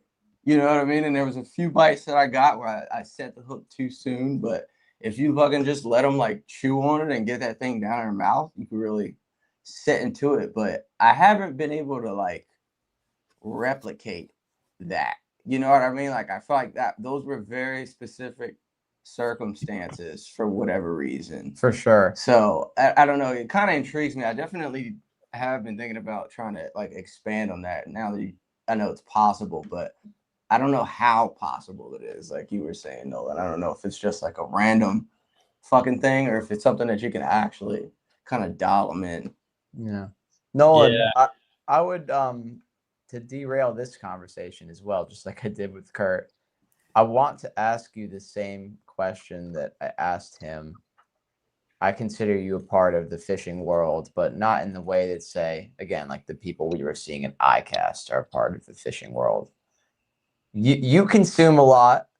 I know that because you were watching Bass Fishing Jersey back in 2017. So you are of the culture. You know what's going on. You keep tabs on things. What would you like to see more of out of the people that are creating? What's missing from that more, let's say, quote unquote, golden era of creation when things weren't overly saturated? What do we need to get back? I mean, it's just unfortunate how good our technology has gotten, particularly on the bass fishing side of things. It's like everything's the same now, which is super lame. Like there used to just be so much variety and there's not now. Like every now and then there's some variety, but for the most part, like everybody's doing the same thing. I don't like that. Yeah, I agree actually. Well, it's just because we've gotten along with that, good at it. What? I was gonna say, just right off of that, one thing I've always felt about. So I grew up watching the Elite Series and being glued to the Elite Series, and I used to love it. And dude, I can like go back and look back at like 2003, 2009, like Elite Series videos, and pre-social media, like all those anglers had huge character, and you could see the life of fishing through these clips. And now, and I'm not saying these people don't love fishing, but like you watch a lot of these guys and like the highlight reels, and it's like everyone's like live scope, hoodie up, like cool guy, where like, and the example I'll use is that famous, I don't know, I forget what lake this was on, but that famous clip of Greg Hackney. He flips like an 8 or 9 pound largemouth off this like very mainstream like riprap, and he's like the Godzilla clip. You know what I'm talking about? Oh yeah. Look at that. Yeah, Whoa. he's like, look at that. That's like Godzilla ain't got nothing on me. To me, that is like the best moment of fishing emotion I've ever seen. And like, yeah, new age people would call that, like they would say that's cringe. You know what I'm talking? You know what I mean? But like to me, I'm like, dude, that dude loves it. Dude, like, look at that. That's like fishing emotion. Where like now, He's like unintentionally cool. I'm not saying it's not there, but like everyone's trying to be Mr. Cool Guy with like the sun hoodie up and like the live scope and like the shaking a minnow. Like I don't, it doesn't draw me with like, I can't see those guys. I know they love it, but I can't see that anymore. Where like back in the day, you used to be able to like watch people and their fishing emotion and like all those, you go back and watch like 2006 Elite Series clips. It was so much more entertaining than it is now. For sure. Yeah. And like the guys that are at the top of the level, right, or at the top of the game right now, fishing at the highest level, like they love it just as much as anybody else did. They had to work just as hard. I'm sure. But like the way that, you know, like don't hate the player, hate the game. It's not their fault that that's what they're doing. But like if they don't do that, then they're in last place. Like just is what it is. No, that's good. That's more what I was trying to say. Yeah. No, I know you know that. Yeah. I'm just saying that for like the people watching that like don't understand, because like it's, even though our technology is super good and like we can catch fish in ways we couldn't, they're still hard to catch. Like everybody has access to the same stuff, and there's still certain people that are better at it. But it's just, I just hate that it's all the same. Like I wish there was more variety. Yeah, you're right. It feels all the same. It is. It really even is. On like, and even on like social media, bro. Like another thing too, as far as like bass tournament fishing goes, is like, and maybe like the larger population of consumers doesn't like this, but one thing I miss and that bass used to do is they used to expand on fisheries that are really difficult. And now it's just like, how many Toledo Bend tournaments do I need to watch, dude? I don't want to watch any more of those. Like, I want to watch those like tough tournaments where someone wins with like, someone wins with like 12.5 pounds. Like, those are the tournaments that like I feel like one guy figured out this magical thing and like traversed the whole pack. Where, you know, you watch the St. Lawrence tournaments, it's like the 80th place is like 20 pounds, 4 ounces. And then 79th place is like the same thing. It's just all this, they all did the same. And someone just caught like a fish that was like 4 ounces bigger than the other guy. You know, I wish they would go, and maybe this is just me, maybe this isn't like the whole population of consumers, but I wish they would like go to places that were like more difficult and not like Lake Fork. And I'm not saying those guys aren't elite.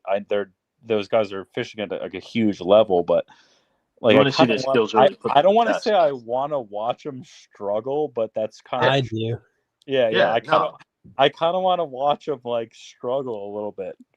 Yeah, I love when they go somewhere that's tough. And like I remember fishing those kind of tournaments, and I always did well, but I hated it because the stress was so high. But like when you watch that, you get to feel that stress. Like when a 3-pounder is just as important as like an 11 on fork, that's exciting. Like that's what's cool. I agree. That's what's cool. It's just super. Yeah, I mean, I don't watch when they go to Fork or the St. Lawrence. It's just like, that's what I mean, dude. The St. Lawrence, like, why even watch? It's so fun to do. I've gone and done it. It's epic. It's super cool, but it's not fun to watch. Right. Like, why watch a St. Lawrence tournament? You already seen the movie. Like, how many times do you got to see that movie? Well, I didn't really get to hear much of your guys' enlightening response because of the intense technical difficulties that the podcast has been experiencing tonight. But I very much appreciate you answering my question, Nolan, that I didn't get to hear the response to. You guys have brought a lot of insight tonight. You guys have carried. I appreciate that as well. Open-ended question for both of you. What would you like to say to the community that we all love so much. Give a message. Give a message to the people. We are going to depart soon after this. I hate to break this conversation up early, but these technical difficulties are pissing me off. And we are going to have to deal with them for the next podcast. This is going to have to be a recurring panel, though. I think the next time we have a serious fishing topic to discuss, this is going to be the panel right here. So keep that in mind, everyone. But yes, both of you, message to the community, please. All right, I'll go first if that's cool. Yes. My thing, and I've been on all ends of this, and I think the fishing community makes the average angler believe that they need to spend a ton of money on the newest, latest, and greatest rod and buy like a $40,000 boat and all of that. Like all of us on this podcast started with a boat that was like a couple $1,000s. And the average angler can piece together $3 to $6 grand if they're kind of handy and buy a couple rods that are a couple $100 and do the exact same thing that they see on YouTube or Instagram Reels or any of that. Like I feel like the fishing industry makes you feel like you have to spend $1 million on like the new Warrior 24-foot fiberglass boat with the Yamaha. Like you don't need to do that. And I think that like my childhood boat was my dad and I split when I was in 8th grade for $2,300, and I fished that thing until the boat that I have now, and I learned everything I know in it. Eric, you can probably feel that, and you fished in that tracker for 20 years, and you know like three like $200 setups. You're in the game, dude. You don't need all this crazy stuff. And I feel like that's one thing I would like to convey to the fishing community is don't feel like you need $5 million to be in the game. I love that, man. That is, everyone take note of that. Solid. Nolan, give us a branch off. My thing, so as someone that makes YouTube videos and now I guide and like the videos are how I book my trips, but I have to be careful, like really careful. Like it's very different now filming or posting something than it was, I don't know, 10 years ago. Like 10 years ago, I didn't care what my background was, and I don't think it mattered like it does now. Like people are really hungry to try to find where you're fishing. And I can just tell you that, like, amongst my circle, like, particularly me and my brother, because we're the only people really doing, no, there's probably half a dozen people in my area that, like, really like sheepshead fishing, and we all talk and stuff. Like, there's fish everywhere. There's fish everywhere. You can, like, my whole thing has always been, like, trying to learn how and why and how many places can I make it happen in. Yeah. There's fish. Whoever's watching, like, no matter what you fish for, there's fish close to you somewhere. That's probably like, you don't want to come fish behind me. I'll tell you that damn straight. You don't want to go behind me. Like that's a bad plan. That's with me and my brother. That is a bad plan. We make sure we don't go where the other guy has been recently because like you don't want to do that. You don't want to go behind somebody who's good. So like you shouldn't be trying to find my spots. You should be trying to figure out how I'm doing what I'm doing and then go find your spots because you might find something I don't even know about because there's plenty of stuff I don't know about. But if you're trying to find the next guy's stuff, then you lose sight of like how you become a good fisherman. Like that's not how, because then you're always just hungry for finding the next spot that somebody has. But that's how like it's a big majority of people, especially here where I'm at. Like if there's no good fishing report, like nobody understands the conditions of what makes a bite happen. They're not watching the weather or the calendar to see when something's about to come together that they're waiting on. They're just waiting to see XYZ guide or tackle shop post that something's biting, and then they're going to go try to do that. And I don't know. Good fishermen know what's going to happen before it happens, and they're just waiting for it. Wow. Hey, everyone in this chat, please note that these are absolute bombs of truth being dropped right now. Yeah. And I think the bottom line is when these things are said, what it all goes back to, if you're a younger angler listening to this, is that we want you to have the fishing experience that we all had when we were younger that got us to this point right here. And when you approach fishing in the way that we are talking about here, and you have those moments where you find those bites and you catch those fish in that manner, they are irreplaceable, and they could potentially lead to a lifetime of enjoyment. But you need to do it in that way. You cannot skip steps. So that would be my branch off. Kai, what do you have to say pertaining to this whole topic? Because I love this. These are the things that need to be discussed more, I feel like. That's real, man. That's real. You know, you can't skip steps. You know, that's an infamous Johnny quote right there. And I feel like, you know, with this whole social media stuff and the whole influencer scene within the fishing industry, a lot of people feel like they can just, I don't know, jump into these positions with these companies or just, you know, ask people for free shit. And the companies are to be blamed for this too, because there's a lot of companies just giving out free stuff. But it's like you really got to put in that time and gather that experience. You know what I mean? If this is something that you really want to do, I feel like, for a living, whether it be the content stuff, whether it be guiding, whatever it may be. Like, take the time aside from just getting content and trying to, you know, go viral, make every video that you post go viral. Like, just go fucking fish, you know? Just go fish, go put that time in, go really learn about every aspect of this sport and what you're doing, and pay some dues. You know what I mean? And it ain't always got to be on camera.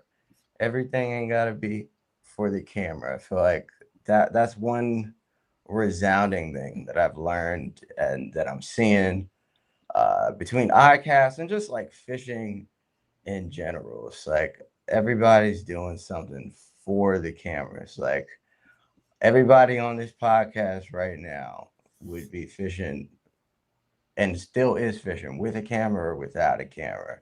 You know what I mean? Like, don't let that be the catalyst for why you go and pick up a rod. Like, really do this shit because you love it, because you have passion for it, and because you want to get better at it more than anything. Like, that's what drives me with this shit. Like, I want to learn every facet of this game. I want to harness my skill set and so many different assets of it, like not just glide bait fishing. You know, there's a part of me that wants to aspire to learning to fly one day. I want to get better with live bait fishing. Like, you know what I mean? Whatever way is going to help me grow as an angler. And I feel like that is kind of immersing yourself in all different aspects of it and doing it for the love of the game. You know what I mean? Not for ulterior motives. I would say, you know, one thing to branch off of those very well said words. In this day and age, this age of information, this age of not just information, but instantaneous information and answers. I think one thing that it's creating in the youth that I see a little bit that I would caution everyone with is there's a lot of looking for 1 + 1 = 2. If I get this camera, then my videos will start getting views. If I buy this rod and this reel, then I'll start catching more fish. If I'm throwing this bait, it's going to go viral because this is the hottest bait that's out right now. There's a lot. People are looking for one-word answers, like one-word solutions, like one-stop shops to becoming successful. When in all reality, within fishing, and that just, it's the same thing as what Kai is saying and Johnny has said about not skipping steps. But again, it's like within every facet of what's going on right now, because we are in such an age of instantaneous information and answers with AI and just with scrolling in general and access to dopamine and access to just now. Some of these kids and some of these, people that are getting into it, they're taking that into their approach with fishing. And that is something that will not lead you to success ultimately, I would like to say. So just keep that in mind. Like Kai said, fail. Go out and catch nothing for 10 trips in a row. And then keep going and keep catching nothing. That's how you get to where you want to be if you really love it. And that's the true test. If you really love it, then you can get there. And as far as like a marketing standpoint, I kind of lean towards companies that the more marketing a company does and the more like monetary, this sounds like a little bit cliche, but like the more monetary power that a company has as far as marketing goes, and I know you guys were just at Icast, but like the more I turned a blind eye to them, right? 100%. Like the more like and I'm not going to list any names here. I'll list some positive names of companies that I like here in this regard, but I'm not going to list any of the negative aspects, even though I have a couple in mind. I'm not going to say them, but companies that every year around Icast, they're in your ear telling you about the latest and greatest, the newest thing. Like they have like the new rod with like this special grip that helps you feel whatever BS. Like none of that matters. Like that's all BS, right? So one company I'll bring up that I have a huge amount of respect for is Dobbins Rods, right? And so Gary Dobbins, half the time you call Dobbins Rods, you call Dobbins customer service and Gary Dobbins answers the phone. They have 10 employees, and the original rod that Gary Dobbins designed in 2002 was the Dobbins Champion. It's the Champion XP. It's the blue and black one. He made that in 2000. He made that in 2002. It was $220. He never changed it one single time. He made it right the first time. No marketing, like no year-to-year marketing upgrades, none of that. No price increases. The same Champion that you would buy today is the one that was made in 2002. To me, that's the company. Like they're not trying to get you with little things like grip, cork, foam, whatever upgrades, all the things that don't matter. Like he made it right the first time, and he's relying on quality going forward, right? And like to me, like that's that I'm sold, dude. I don't want like a new rod every year. Like I'm struggling not to mention companies, but I'm not gonna. But like companies that make like every year it's just the new version of this rod, and it's the new version of this rod, it's $20 more expensive, the new one that has like a different grip. Like that's not, those companies aren't, that's not it. Like it's all like buy the $100 rod, the $100 reel, wear some sandals, get some sand in your toes, and just go for it. Nice. Applause. Yes. Applause, ladies and gentlemen. These are the words. That was beautiful. I didn't know that about Dobbins, though. I didn't know they were that small. That's cool. Dude, They got good well, stuff. yeah. Dobbins. I mean, I had some negative companies in my brain. I kept them off of this, but like the positive one to me is Dobbins. Dobbins is awesome. I think the bottom line, and we've noticed this as we continue to navigate the industry, so to speak, you can glaringly tell when the person behind the company actually fishes. And it gets rarer and rarer as you move up the ladder, so to speak. Kind of pertaining to what you're saying. But that is a beautiful thing. When you do find that, and that's why I was saying earlier, even, once again, shout out to Caleb and Christine, because having people that are of that cloth out there on the water with you, shooting this stuff, or behind the scenes, helping you to sell it, working with you, they don't always fish. I mean, believe it or not, this is not a 100%, or you think it would be in the fishing industry. That is not the case. So when you do have that, I value it greatly. Because it I creates a value different it greatly experience. too. And you can if you fish a lot, you can tell that very quickly. And it's also come to light more so in the last 5 years. Some of these companies, it wasn't as obvious like 5 to 10 years ago, but in the last 5 years, I'm like really biting my tongue on listing companies, and especially parent companies that own all these companies. But Oh man. dude, like all okay. No, I'm this not is a safe space, Kurt. Please talk about it. What do they don't you don't owe them anything, Kurt. Yeah, I this is a don't. safe I space. This is kind why of we're do here. actually, but Okay. I don't know. I Said I do though. I do. I done spent a lot okay. of money And with. any company that is owned by a parent company, no. That's what I'll say. That's what I'll say. That's a pure take. Okay, I will drop one, even though I shouldn't say this because it's kind of like going against some things. But Berkeley, dude, Berkeley, get it out of here, dude. Get Berkeley out of here. I'm sorry, dude. Eric, I know comment. you guys are no comment. No comment. Dude. I should be no comment on Berkeley because for a few reasons, but dude, they just wait for every small company, every like Thank mom you. and pop company to invent something, and then they just use billions of dollars to just make a carbon copy. They've never invented one bait in their life. Maybe they invented like the trigger craw. Other than that, they never invented one single thing. They just wait for every small dude in his garage to invent something, and then they use $1 billion to make their version of it.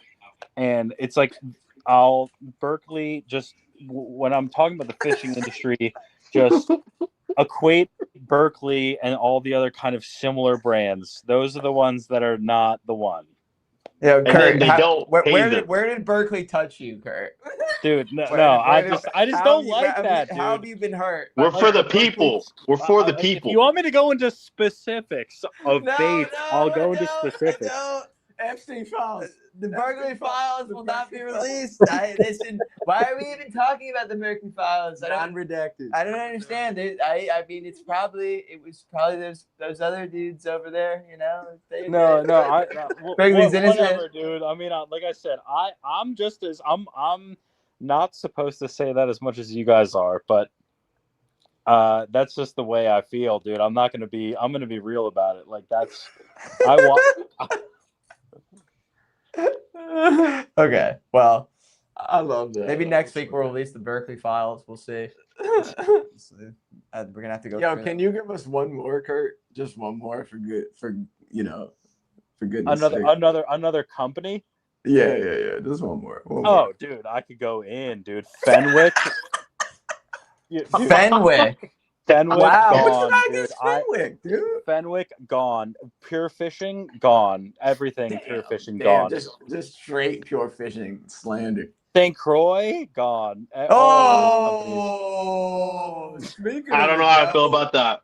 I don't know how I feel about that. No, I'll debate it to the end, dude. Go like what do you mean you don't know how you feel?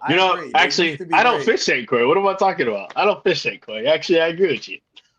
They used to Like be great. just the huge companies, like if you look at it as the consumer for those companies I just listed, and there's good companies out there too, but like if you look at it like 8 years ago, I wouldn't have said this, but like now, especially like Fenwick, St. Croix, I don't want to keep listing. Once PE companies got into it, then it's gone, dude. If you pick up those products now, their rods, like they're twice as expensive and 50% the quality, just because of the way social media marketing and everything has like pushed people to upgrade their like just little nuances of the rod and make like negligible parts about the rod. Like if you pick up a new Fenwick HMG, they're $180 and they feel like a $40 rod. Every every component on the rod, the cork, dude. If you feel the cork, it's not even like beveled. It's just like a sharp edge, and you can just break it with your thumb. It's so bad. And they're $180. Like, I know things have gotten more expensive, but they should maintain the quality. Like, and that is parallel. Or it's Fenwick. very inconsistent. This is also, Eric, you remember this. This is coming from a huge Fenwick fan. You were Like, a Fenwick fan when I fished with you last. I mean, it's across the board. It's across the board. Tell me, yeah, but honestly, Kurt, like, think back to our era. Nolan, you as well. Kai. Fenwicks were goated. 10, 11, 12. But think about this. Dude, I'll bring up I'll examples. I'll call them out. Shimano. How many Corrados have we gone through in the past 5 years? If those were all green E-Series Corrados from 2010, you could run that thing over with a truck, dump it in oil for a week, throw it into the Gulf. I could go retrieve it with diving gear and then go flip up a 6-pounder with it. All right, hold on. How do I flip That's my the difference. How do I flip my camera? I'm going into my rod group here. Here we go. Shit. Whoa. Oh shit. Jesus. He's Okay. going into the damn artillery. Wait, so do you not like the World Class? Because I kind of like the World Class. I feel like it's one of their only good rods. That's why I said they're kind of inconsistent. I mean, if you think that a $450 rod is the company's only good rod, then like that's what I'm saying. It's kind of inconsistent. It's kind of inconsistent because like, those are good, but then everything below it is like, damn, Yeah, but Desmond, I think the point is that's the what point I'm is saying, this. dude. The Like, point is this. Back in 2010, you could pay $100 for a quality product. Yeah. Well, okay. Yeah, but that, I mean, exactly $100 was different back then too. Yeah, but this. Right. Hold on. Like, I agree with you. Back in 2010, you could pay $100. So right now, That just the pissed me off for some $100 reason. rod, It doesn't say like 150 is the new 100, right? So now, like what you used to get, like the Fenwick HMG was just like the golden standard of the $100 rod. You owned it forever. It was awesome-ish forever. Yeah. Where now the HMG is $190 and it sucks. It's terrible. We're like, so this is the new. I don't know how to flip the camera around. This is the new Mojo. Right? I'll preface this by saying St. Croix sent me this for free. Right, I got this rod for free. yeah. So this is the new St. Croix Mojo. It's like $190. This is a 7.3 medium heavy spinning rod. The only thing they did to it is put this useless cork. They call it trigon cork above where you hold the rod. It's not even there. It's like above where you hold it. Sounds like some Game of Thrones shit. Trigon cork. It's an extra $100. Like, get out of here. I just don't like rods that like are huge companies and people that are trying to sell all this stuff. So do you like Akuma? I love Akuma. I feel like they make great budget rods. I don't know. I don't know nothing about Akuma, but maybe they do. What? I'm not even okay. I'm not even worried about like, dude. I'm not even worried about like budget stuff. I just want like companies that stay true to like the average angler. Yeah, like the $100 to $150 price point.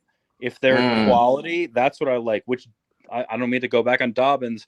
The Dobbins Fury for $150 is, I think, the most quality rod that exists for that price point. Like $150 too. We have the Akuma Guide Select. I need you to check one out. I just buy one, and they're like I think $140. I think. Okay. I have one that I bought for $90. I think $99 retail from Tackle Warehouse. Okay. All right. It can throw up to 15 ounces. It can throw from 4 ounces to 15 ounces. I've used it snook fishing. Like I jumped a huge tarpon on the East Coast. Like it's a tank. Or the F5 rods. F5. I urge you to check those out. They're about the same price point. I feel like you get so much bang for your buck, and you get customer service because there are smaller guys like Dobbins. I think it's like 2 or 3 guys under them. They start off as like a custom rod brand, and now they've kind of branched out. Great guys. So check I them mean, no, out. I'm with it. I don't know about Okuma, maybe, but like you probably know this better than I do. But and I'll check out those rods you just mentioned. I just like, yeah, I don't know, like. I'm just I just the bigger companies that have these rods that are just they're just searching for marketing and upping their price every year. The rod's like $30 more expensive. It's just like, dude, I'm gone with them. Nolan, who's the GOAT rod company in your eyes? What you got? Whoever's on sale. I don't know, dude. Yeah. That's And so my inshore fishing right now, like I have a set of they're like the Fenwick HMG inshore maybe, but I bought them because it used to be, well, this is with all the big companies, like Shimano does it too. Every year when they release the new model, you can get the old model for like $50 less. That's what I'm saying. Yeah, I bought a whole set of them for like $80 a piece, and that rod now is 180. Like my brother and I were just talking about it at dinner. He was like, "Oh, dude, I'm not buying those anymore because like they're $180 now." I was like, "Holy shit! I bought them for $80 last year." And yeah, maybe I have had them for 2 years. I don't know. It depends. I have a whole bunch of them because they're like for what I do, they're pretty good. But yeah, what Kurt said about the cork, like, dude, the cork on those things lasts a year tops. Like it'll start coming off Your in tops stuff. EVA foam and, for the win. Yeah, and you're talking about the saltwater models. You should see the cork on the Yeah, they're freshwater supposed ones. to be like It's saltwater like model model is air. supposed It's to like be beefy. It's literally like the cork on the freshwater HMGs is like model airplane cork. Like you could like flick it and it'll break. Well, all right. So we can all agree. Listen, it's going downhill. Quality production, it's all going downhill. We're doomed. I want to derail this conversation. I'll say this. Yeah, dude, yeah. I have a pure fishing like deal with pure fishing, and I kind of have like a deal with St. Croix as well. I'm willing to just come out and say like, don't sink your ship. Kurt, don't sink your ship. I don't care, dude. That's They're not crazy. paying me. They're just Buy sending me free stuff. buy with small companies. It's Buy all small Yeah, business. that's what I'm saying. Kurt Buy with small companies. Buy with small No, companies. I'm not a kamikaze, dude. I just say it how it is. Like that's what I see. This is why we had these two on the This is why we needed this. Yes. Listen, I just realized that we have such incredible fishing minds in here right now. I want to ask a more fun, open-ended question. I feel like get off the rod. Asked it. No, this is great. It's all great. But this is how my mind works. It goes very sporadically, right? So I was just thinking about the industry, and we had that whole rabbit hole. I just thought about this, just from a pure fishing perspective. Boys, you could be dropped any time period, anywhere in history, and go fishing. Now, for example, I would want to fish Manhattan, the tip of Manhattan Island in, say, the mid-1600s, let's just say. I've heard about some things that were potentially going on right there around Wall Street. 10-pound native coaster brook trout that would run up the river right there on Wall Street. But you get to go back with modern gear. Where are you going? Am I going for like a day, or I'm going back to like live my life in that time period, but I have the new stuff? You're not going to be there indefinitely. You can go on a mission. You can get in a machine with your gear. It's like, I'm going here to fish for this before humans inhabited it, or whatever time period. It's very open-ended. Okay. You're saying like you got like a week? Yeah, whatever time period you want. But like, just again, like I want to fish in downtown Manhattan before there was a single person there. And it was just Manhattan Island, and see what kind of fish were there at that time, and catch fish on Wall Street. That's my answer. So I just want to hear you guys' responses to that.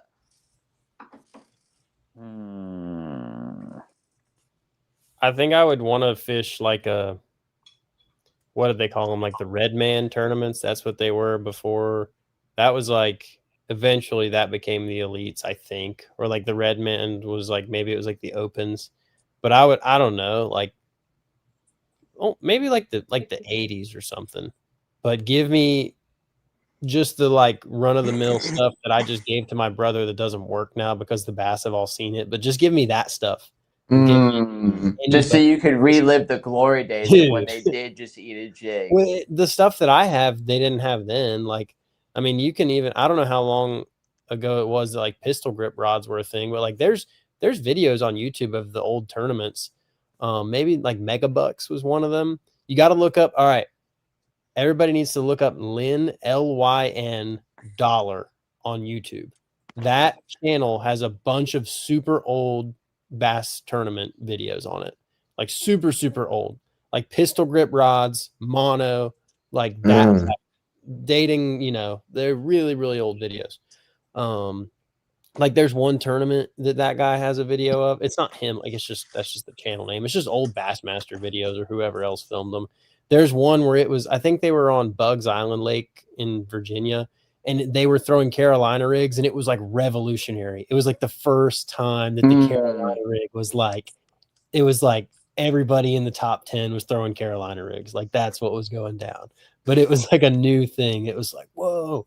Or, I mean, I know y'all can remember like not that long ago in the freaking Bassmaster Classic, I think Mike was fishing it. It was one of the super cold ones on Hartwell. And it was like a couple of some Asian dude was drop shotting, and everybody was like, whoa, he's using a spinning rod in deep water. Like, what's going on? I would just want to go like not that long ago when bass just like when they eat a Kitech. Yeah. Can they just eat a Kitech again? Yeah, just take me back to that. I don't need to go that far. I think the saltwater stuff would be super cool too. We used to have, there were a lot of fisheries that like commercial fishing didn't really affect freshwater fishing, but there's definitely some stuff that we just like wiped off the face of the planet. You guys want to go like chunk for a megalodon? Yeah, let's do that. You know what I'm saying? Yeah, off the tip of Patagonia or Pangea, when it was just Pangea, when it was one continent. Yeah, before they broke off. Chunk for megalodons off of the Pangea coast. That would pique my spirit a little bit, and maybe it's a little more out of the wheelhouse. But if I could go back to before alewives were in Lake Ontario, this is in like the 18th. And when there was a native population of Atlantics in Lake Ontario. That's what I'm talking about. If you blessed me with a week of like boatable conditions in the winter, if I could go out there in the winter on the main lake and like target it like big Atlantics, like not the ones, not that we're not catching good ones in the Finger Lakes, but like big, like, you know, those like 30 to 40 inch class Atlantics in the main lake of Ontario, like the pre-alewife era before they went sterile. That is, I think that would be it. That's super cool. Yeah, see, I love these responses. Like 1800s natural run. We used to have a natural run of Atlantic salmon in Lake Ontario before humanity ruined everything. So that's why there's kings in Lake Ontario now, is because like alewives, which are invasive, were introduced. I don't know how they got in there, but they're invasive. They got into Lake Ontario, and they don't have a vitamin called thiamine. And when a trout's diet consists of mainly alewives, they get a thiamine deficiency, and it makes them infertile. So once the alewives got into it, the Atlantics, then the native Atlantics then became infertile, and then they couldn't spawn anymore. So fast forward like 10 years, there was just an influx of alewives and no offshore predator. So in the 60s, they introduced king salmon or Chinook salmon into Lake Ontario to like fill the void as like an offshore predator to control the bait fish. But originally it was all Atlantics and gizzard shad. That was the fishery. And to go back into like the 1800s and like try to do something like that in the winter there would be pretty sweet, I think. Imagine live scope 1800s. So, man. Live scope Kitech 1800s too. Everyone's out there in like wooden sailboats. You're out there in the Lund. An 1800s urchin? Are you kidding me? Hey, wait. So me and Kurt, I think, are still resisting the forward sonar. I've used it plenty. Kurt, you still don't have it, right? No. Yeah. So like, I have a unit. Like it's on my kayak. I haven't used it in probably 2 years now. I don't even know if it turns on. But I could put that on my inshore boat because right now I just have 2D. I don't even have side scan, and it's at the helm. It's not on the trolling motor. So like when I'm on the bow using the trolling motor, I'm just nothing. I just know how deep it is from whenever I left the steering wheel. And like I know that I can put that thing on my boat and it would like be really good, but I don't need it right now. And I'm like, maybe if I get to the point that I need it, I put it on there. Cause the problem is like, I know it'd be super fun. There's like bites there's stuff I could uncover that would just probably be super cool. And it would just make my day-to-day fishing easier. But then I think like what's cool about these people that book trips with me, like they've seen me on social media or they've watched my YouTube videos and kept up with me for over the years. And then like when I take them fishing, like I get to explain to them everything and they're like, wow, that guy is a good fisherman. But as soon as I put that thing on my boat, it's just going to be, damn, that forward sonar sure is good. Like we caught so many fish because we went with that guy and that forward sonar is so good. He knew when they were going to bite our bait. Because right now it's like, I'm watching somebody's rod while I'm sitting and I'm like, yo, set the hook. And they're like, I couldn't even feel that. How did that happen? But, like, instead it's going to be like, oh, here comes one swimming over to your, like you just cast it into a group. Yeah. And get ready. They're gonna be like, wow, that box is good. Not like that angler is good. No, it still would be both, but people won't perceive it that way. So I'm kind of resisting it. We'll see how long I last. That's an interesting perspective right there. Very interesting. Well, boys, I think yeah, this we just keep going. We could go forever, but yeah, Eric. Yeah. Oh yeah. No, I mean, listen, Kurt, what time are you getting up in the morning these days for a guided trip? What's your schedule consist of? Did we lose Kurt? Kurt is We lost Kurt. No, Kurt's stoic right now. Kurt. Oh yeah, Yep. no, Kurt is Yep, he's stoic. Look at him. He's pondering He's thinking. this whole conversation. Nolan, thank you for joining as well tonight. Thanks for having me. That was a welcome surprise. What's next in your life? I mean, for those that want to be in the know, you are guiding out of the coast of North Carolina, southern North Carolina, correct? Morehead City, Beaufort Morehead area. City. Probably just some more sheep's head for now. We've had really good Spanish mackerel fishing, which is fun. But a lot of the time when people book with me, they want to go like catch big sheep's head or take home, a mess of sheep's head to eat because they're really good to eat. And like Spanish mackerel or something that are a lot easier for everybody else to catch. So a lot of people have already caught them and they've like already done that. But I love it when I get some like really beginner anglers that I'm like, yo, you want to go see like hundreds of fish jumping with birds diving and we just throw out there and watch them explode on like lures and stuff. Like I somehow have clients that are above that, which is fine. Like I'm glad that I have something to offer that makes people be like, I don't want to fish for that. But yeah, I mean, summertime, it'll probably be like September when more inshore fishing starts to get exciting. Right now, it's just kind of like my days are pretty much targeting sheep's head on some kind of structure. And then I'm still doing like people hire me to go help them troll on their center consoles. So like I'll go blackfin fishing, wahoo, mahi, whatever. Still do the commercial fishing sometimes, grouper, snapper, triggerfish, whatever. Hopefully this winter I'll do some more bluefin fishing, but I get to do a whole bunch of different stuff, which is nice because I'd probably get bored if I did the same thing every time. A man of many fish. Yeah, man of many fish. The fishiest. Can't help it. Nolan Miner. Kurt, they can find you. Nolan is a man of many fish. No, go ahead. Kurt, I think it's you, bro. I think it's your connection that's messing. No, it is that it's Elon Nolan, Musk dude. connection. Like the times I've fished with Nolan, I watched him fish. I was like, oh, dude, this kid, damn son. That's what I said about him. Watching him, I remember we were on Wall and Paulpack at night, and the striper bite was way slow. They weren't popping, and he was like looking at these walleyes with his headlight, and he could see them. And I've got a good gauge of watching someone like with a rod. And I was like watching him crack this jerkbait, and I was like, "Oh shit, this kid's a freaking child prodigy." Hey, Eric, this is the dream team. I don't know if they still did that 39 hours thing. How much?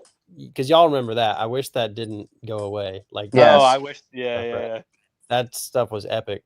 if they still did that, I don't know if they ever had a 4-person team, but imagine this 4-person team: me, Kurt, Elias, and Chris, like C Money Chris.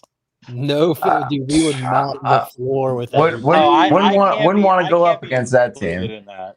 Yeah, I can't be included in that. Kurt can be included. Kurt, you have to stop downplaying yourself, man. No, I'm I here can't to be tell included you. in that. Okay, we won't even fight it. But what's been said is said.